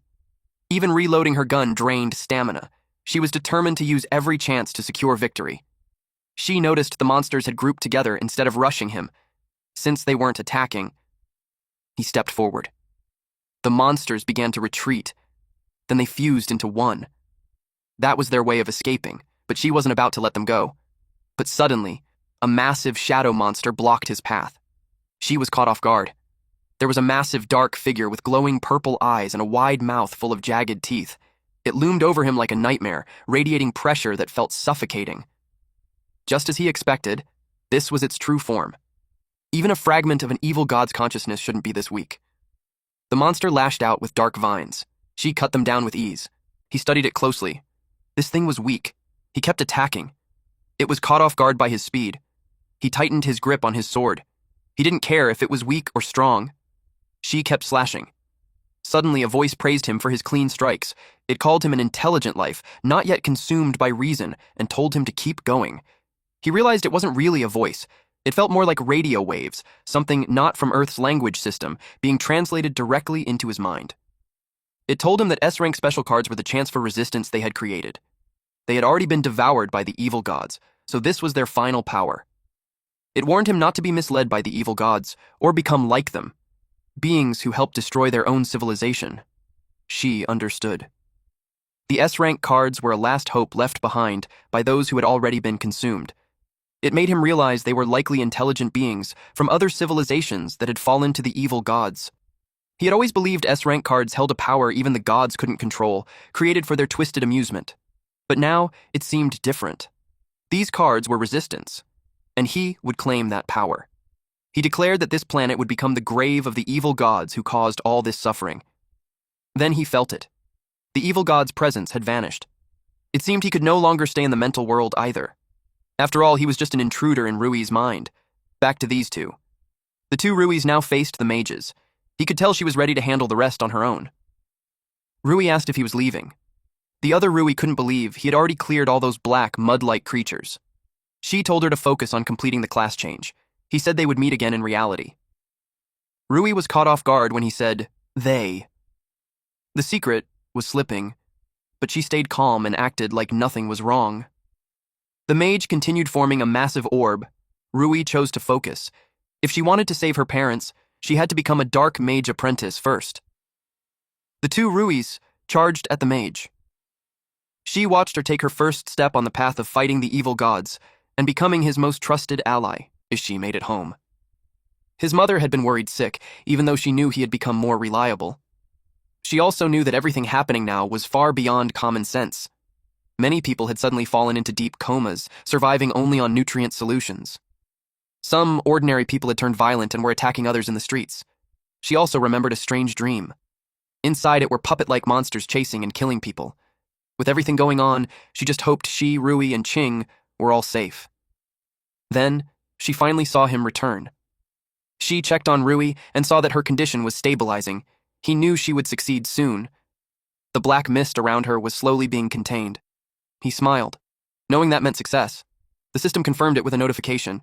She woke up as a Dark Mage Apprentice, an A-rank class, with the skill Dark Orb and the trait Dark Element Affinity. She was surprised that she had successfully changed classes. She sincerely thanked him for helping her in her dream, but she chose to act like it was just a dream, not wanting him to discover her secret. Suddenly, Qing woke up shouting. She asked what was wrong. Qing was shocked to see him. Then he begged Shi to send him back to the dungeon immediately. Shi told him to calm down. He explained that once a dungeon was cleared, it disappeared completely. There was no going back. Tears formed in Qing's eyes as he asked what would happen to the people who died inside. Could they still be saved? This scene felt familiar. It was the same as in Shi's past life during Qing's second dungeon. There, Qing had met someone who sacrificed herself to save him. She had fallen from a great height into flames below. She didn't know the full details, only what Qing had told him. He couldn't judge what advice to give. Saying the wrong thing might push Qing toward death. He even thought about bringing Qing into his own dungeon to help him avoid this pain, but he knew that wouldn't be right for him. Qing broke down, apologizing to the woman and blaming himself. Ji understood that he couldn't make choices for him, and in this life, he was determined to defeat the evil gods and free everyone from this suffering. For now, he decided to give him some good news first. He told him that the person wasn't dead in reality yet. Qing's eyes lit up when he heard that. Qi showed him the news about people falling into deep comas. Qing didn't understand what that had to do with Xiao. Rui explained that dying in the game didn't mean dying in real life. Xiao had only fallen into a coma. Now Qing finally understood. Xiao was still alive, just unconscious. Rui added that her parents were also in a coma, and she had told her that if she wanted to wake them up, they had to clear Day of Confinement and kill the mastermind behind it. She asked Qing to join them and fight those bastards together. Qing agreed without hesitation. The mood shifted. Everyone was fired up to protect the people they cared about. In the past, because of a lack of information, people fell into despair after returning to reality. But now, they had hope. She told Qing that the most urgent task now was to get stronger. After all, he had already fallen far behind. Qing was only level 4, with level 5 strength and level 4 in stamina, agility, and mana. Anyone who survived the first 2 dungeons would already reach level 4 in base attributes. In other words, aside from a strength card, Qing had mostly been carried. Qing then asked Rui about her level. She said it wasn't that high, and that she had helped her level up. He was shocked to find out she was already level 9, with a class and weapon. That made him wonder how strong she had become, and what he saw next shocked him even more. It was far beyond what he expected. Qing immediately begged Shi to carry him too. He said he wanted to protect the world he loved. Even if the enemy was powerful, he still wanted to fight until the end. What he didn't realize was that this was exactly what Shi wanted too. Shai was glad that, for now, they all shared the same goal. He told them they first needed to understand their enemy. He called them evil gods. The two were shaken when they heard that. But he explained that, for now, the evil gods only existed inside the Day of Confinement game and couldn't appear in reality. It was one of the rules they followed. But once the game decided a winner, they would descend upon Earth and devour the entire planet. They were horrified to learn that their enemies were cosmic-level beings. Qing admitted that this might be too difficult. She asked him if he wanted to give up. Rui thought of her parents. Qing remembered Xiao falling into the flames, and both of them answered. They wouldn't give up. Hearing that, Shi continued. He told them where their chance of victory lay. The key was the 15S rank special cards. Each one held immense power. If they could gather them all, they would have a chance to fight back against the evil gods. Rui asked if all they had to do was help him find those cards. Qing said the goal was clear. Rui then asked how many dungeons existed in Day of Confinement, and which ones held S-rank cards. She explained that the evil gods had merged the dungeons with human society. Because of that, there were at least thousands of dungeons. They were stunned. Qing couldn't believe it, especially since she had written a full strategy guide for the novice dungeons. She said that was only possible because there were just 19 types of novice dungeons, so documenting them wasn't too hard. Even though S-rank cards were rare, he knew of one dungeon that contained one. Our boy thought of the woman who would betray humanity. She told Qing to go home and rest. In 3 days, he would take him into the next dungeon. At that moment, a screen appeared, showing the countdown for the next Day of Confinement game. Rui had just changed her class, and now she understood. She had to rely on herself to grow stronger. While she needed to meet a certain woman to enter that dungeon, the S-rank card, Freedom, he possessed, allowed him to enter and exit dungeons at will. The only requirement was having a locked coordinate. He met the woman who once introduced herself as his ex-girlfriend. She didn't expect him to seek her out. The last time they met, he rejected her, and she thought their connection had ended. She told her to skip the small talk. He knew she had already gone through 2 dungeons in Day of Confinement. She admitted it. Thanks to luck, she had managed to survive both times. In his past life, he had met her like this too. Back then, she had already become a servant of the evil gods. She sold her soul to them. But that wasn't true survival. She was immune to spiritual influence, so he could clearly see the evil god aura around her, something normal people couldn't detect. That meant inside the dungeon, she had helped the evil gods wipe out every human there. Only then did they grant her that aura and spare her life. Just one more dungeon, and she would become a complete servant of the evil gods. She asked him why he came to see her. With just the 2 of them alone, she hinted at something more. She believed that if she could tie him to her, she could control him. In her mind, she planned to let her god devour the world's #1 player, just so she could survive. She was tired of this cruel game. She even thought of using his life as her way out, but she simply said he would join her next dungeon. She was surprised. She hadn't even told him yet, and he offered on his own. She told her that if she agreed, they should shake hands so he could leave a mark on her. He was using the ability granted by the Freedom card. She happily took his hand. Then she teased him, hinting she was open to more. She pulled away and told her they would meet again in the dungeon. Then he left. She was annoyed. No man had ever rejected her so openly. She swore she would make him regret it. The day came for the players to be transported into the game. She reminded Qing of the rules. Qing said he remembered everything. She activated the second use of Freedom. The system confirmed it had locked onto the target, and Jian's dungeon. It asked if he wanted to enter. She confirmed. The dungeon was called Doomsday Paradise. Freedom activates. She and Qing enter the C-rank dungeon, Doomsday Paradise. Their bodies start to pixelate. Collecting all S cards is Ji's true goal, so he must enter the dungeons he never cleared in his past life. From this moment on, his path to becoming stronger will be different. They appear inside the Doomsday Paradise first stage preparation room. Qing is surprised to see a preparation room at all. She suspects it is tied to the dungeon's rules. He has only seen shared clearing guides for this dungeon. For now, he observes his surroundings and analyzes the situation to increase his chances of success. A system window pops up, welcoming him to Doomsday Paradise. Before the game begins, everyone has the right to form a team. The system tells him to click an avatar and send an invitation. If the other party accepts, they become teammates. The team limit is 3 people. Qing didn't expect so many people inside the dungeon. He asks Shi who they should pick as a teammate, and Jian works for the evil gods. Putting her on any team would harm others. Rather than letting her hurt strangers, Shi decides it's better if she stays close to him. He also has the ability to suppress her. It's the perfect chance to keep an eye on her. Meanwhile, Jian wonders if she should team up with him first. Then again, joining another team and helping her god harvest lives also sounds tempting. Right then she receives an invitation from Xi and Qing. She is amused by how impatient they are. She says that being with him, the world's #1, might make things much easier, so she accepts. The moment she does, she is teleported to them. Qing is surprised to see her. She pretends to be scared and runs toward him for a hug, but Shi sidesteps her easily. Not today. Shi calmly tells Qing to open the door since their team is now full. Qing recognizes her, but he trusts that Shi has his reasons. So he decides to believe in him. Jian gets annoyed at him. She believes there will come a time when he will beg her sooner or later. She is confident because her god tells her all the hidden rules in advance. She plans to play a few tricks and doom him forever. They open the door. An eerie forest waits outside. This dungeon is Doomsday Paradise Part 1, Zombies in the Woods.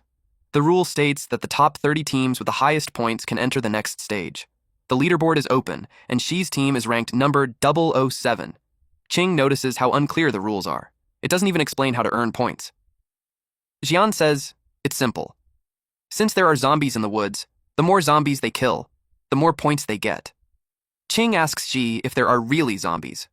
Xi calmly tells him to move since this stage isn't that difficult anyway. They keep walking. Then they meet the zombies. Qing panics the moment he sees them.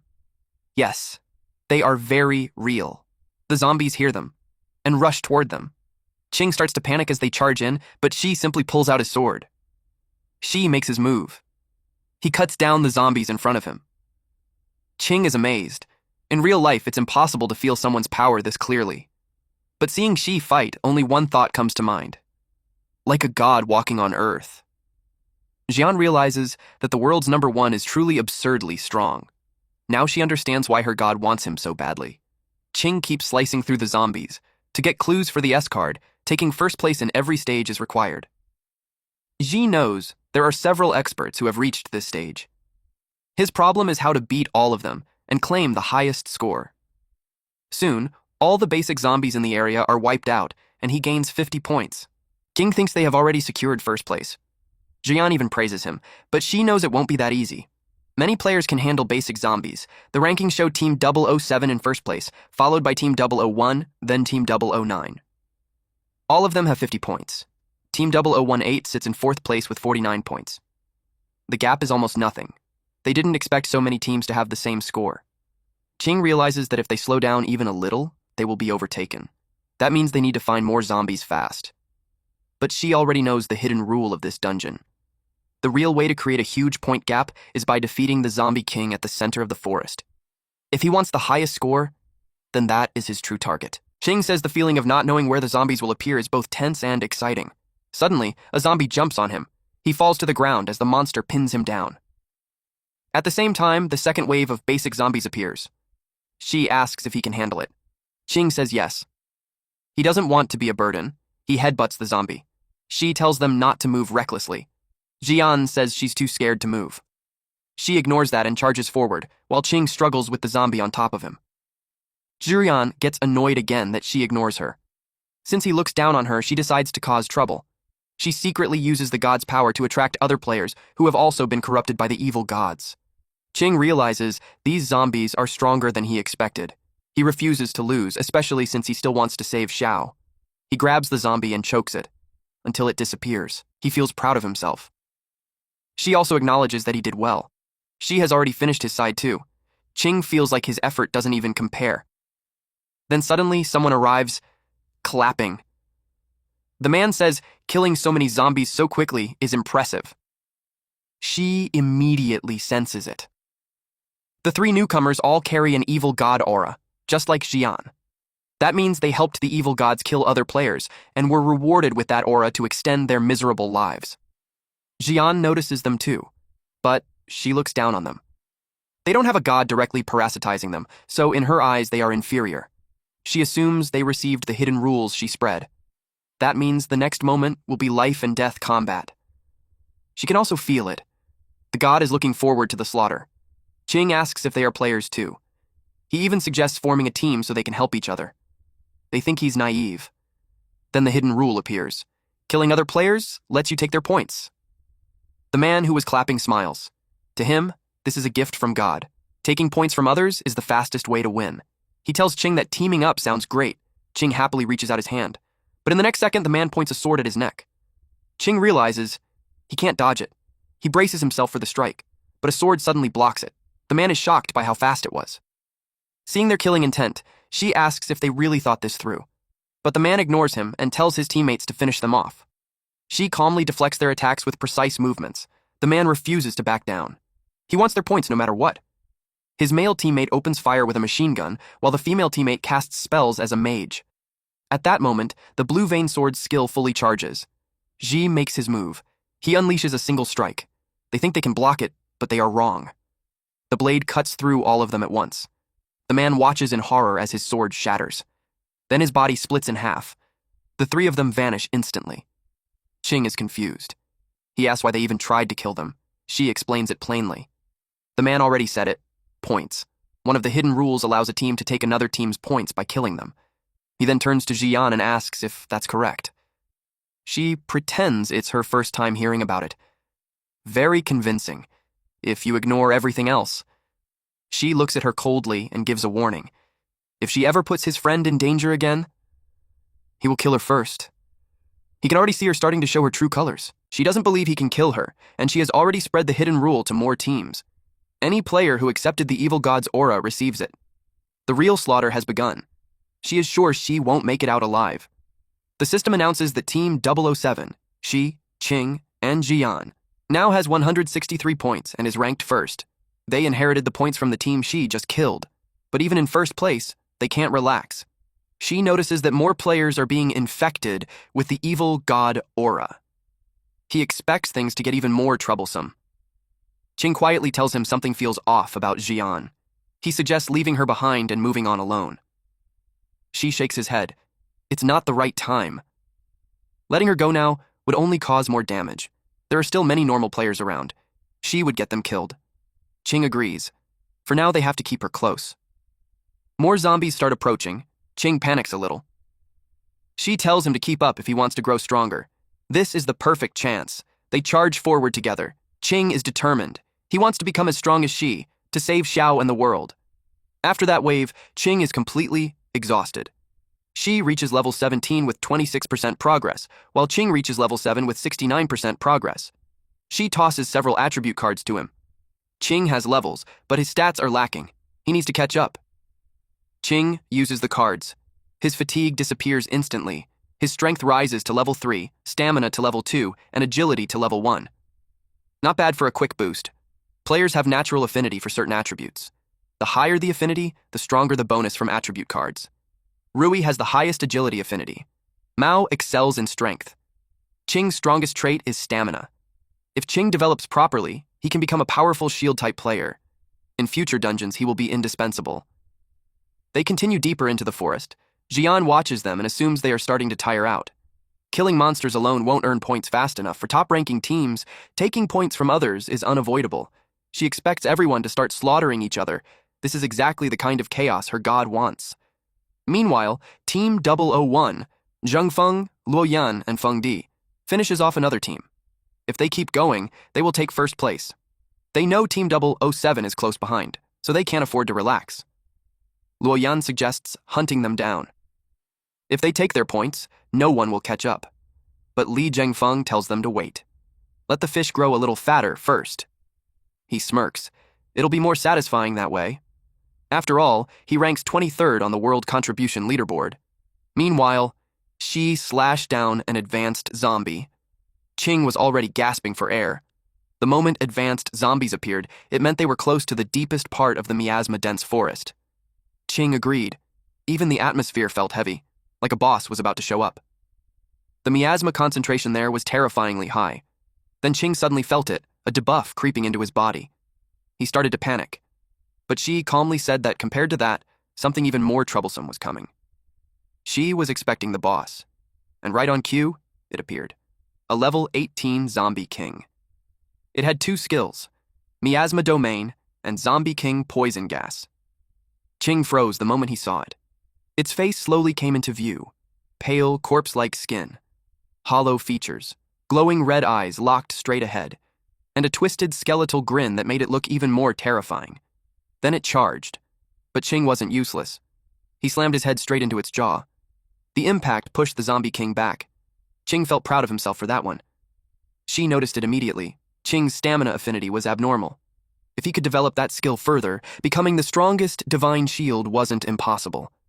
The Zombie King roared and rushed at them again. Ching panicked. It was coming back. She stepped in and parried the attack with his sword.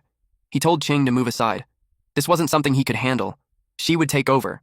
But the Zombie King didn't stop. It kept attacking relentlessly.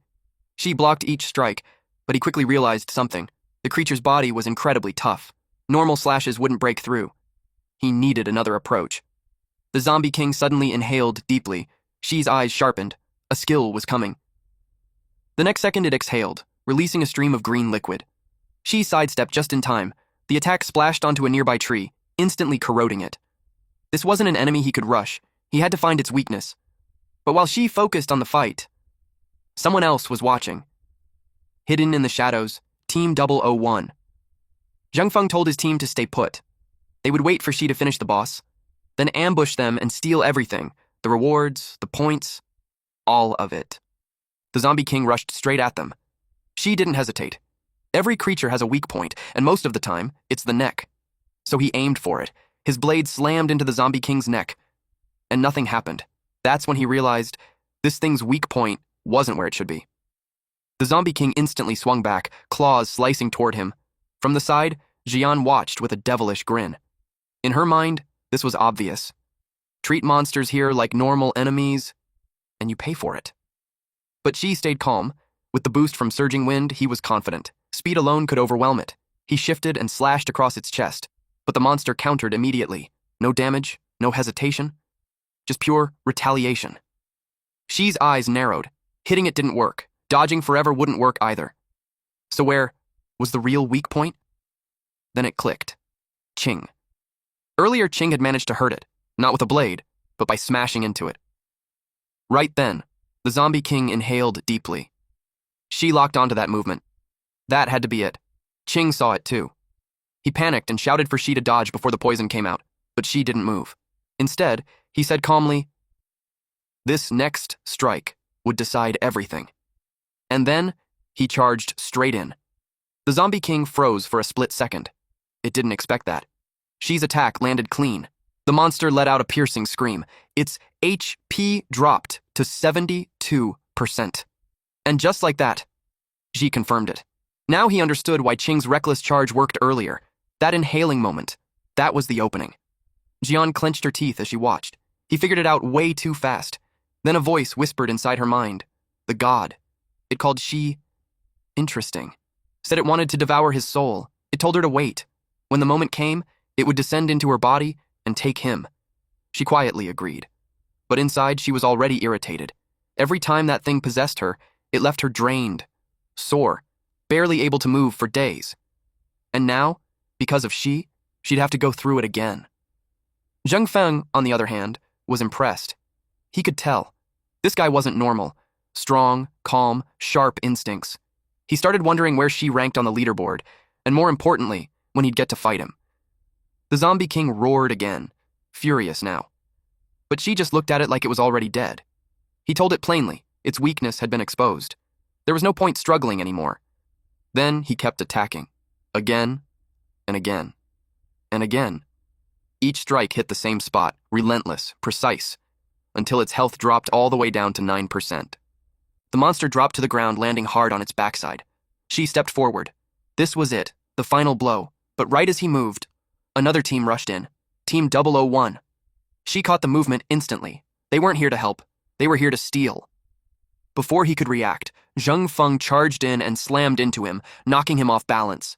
And in that single opening, the other two members moved in and cut off the zombie king's head. Clean, fast, shameless. The system notification echoed. The zombie king had been killed by Team 001. 100 points awarded. Xi froze for a split second. Qing immediately snapped, cursing them for stealing the kill. Meanwhile, Jian just watched, almost excited. She could already smell what was coming next. Xi's eyes locked onto one person, Li Zhengfeng. So that's who had been hiding in the shadows this whole time. Zhengfeng raised a brow, clearly amused that Xi recognized him. He even bragged. Seems like his name carries weight. But Xi didn't hold back. Yeah, he's famous. Famous for being disgusting. He already knew everything about him, helping evil gods wipe out players inside dungeons, robbing people of their cards, even kidnapping children in the real world for ransom. Zheng Feng didn't deny it.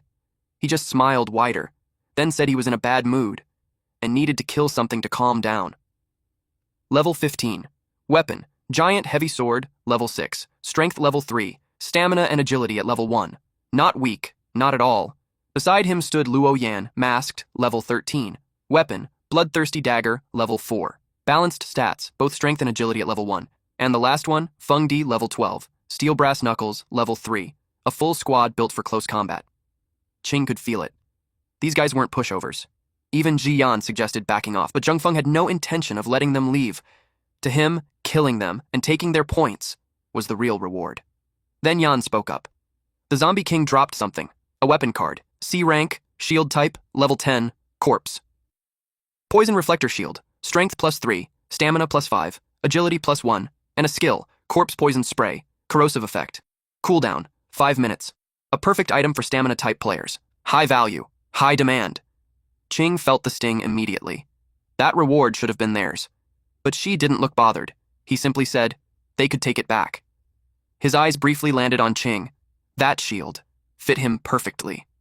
Zheng Feng noticed that look. He grinned. So they chose to fight. He mocked them. Just the three of them, that's all. Then told them to hurry up and die. She didn't bother replying. Talking was pointless. He moved first. Blood chi surged through his body. The blue vein sword skill activated. Sky-splitting slash, stage 2. Full charge. Strength boosted by 2 levels, and then he swung. A massive slash tore through the air. Zheng Feng stepped forward to block it. His blade clashed against the attack and split it apart, but the moment he did, she was already there, closing the distance, right in front of him. In Shi's mind, this was already over. The next strike was judgment. Alright, that's it for today's story. If you want the weekly chapter updates for this series, those will now be uploaded on my second channel, Manhwa Updater. So if you don't want to miss what happens next, make sure to check it out and join the update gang. Thanks for watching, stay cool, stay awesome, and I'll see you in the next one.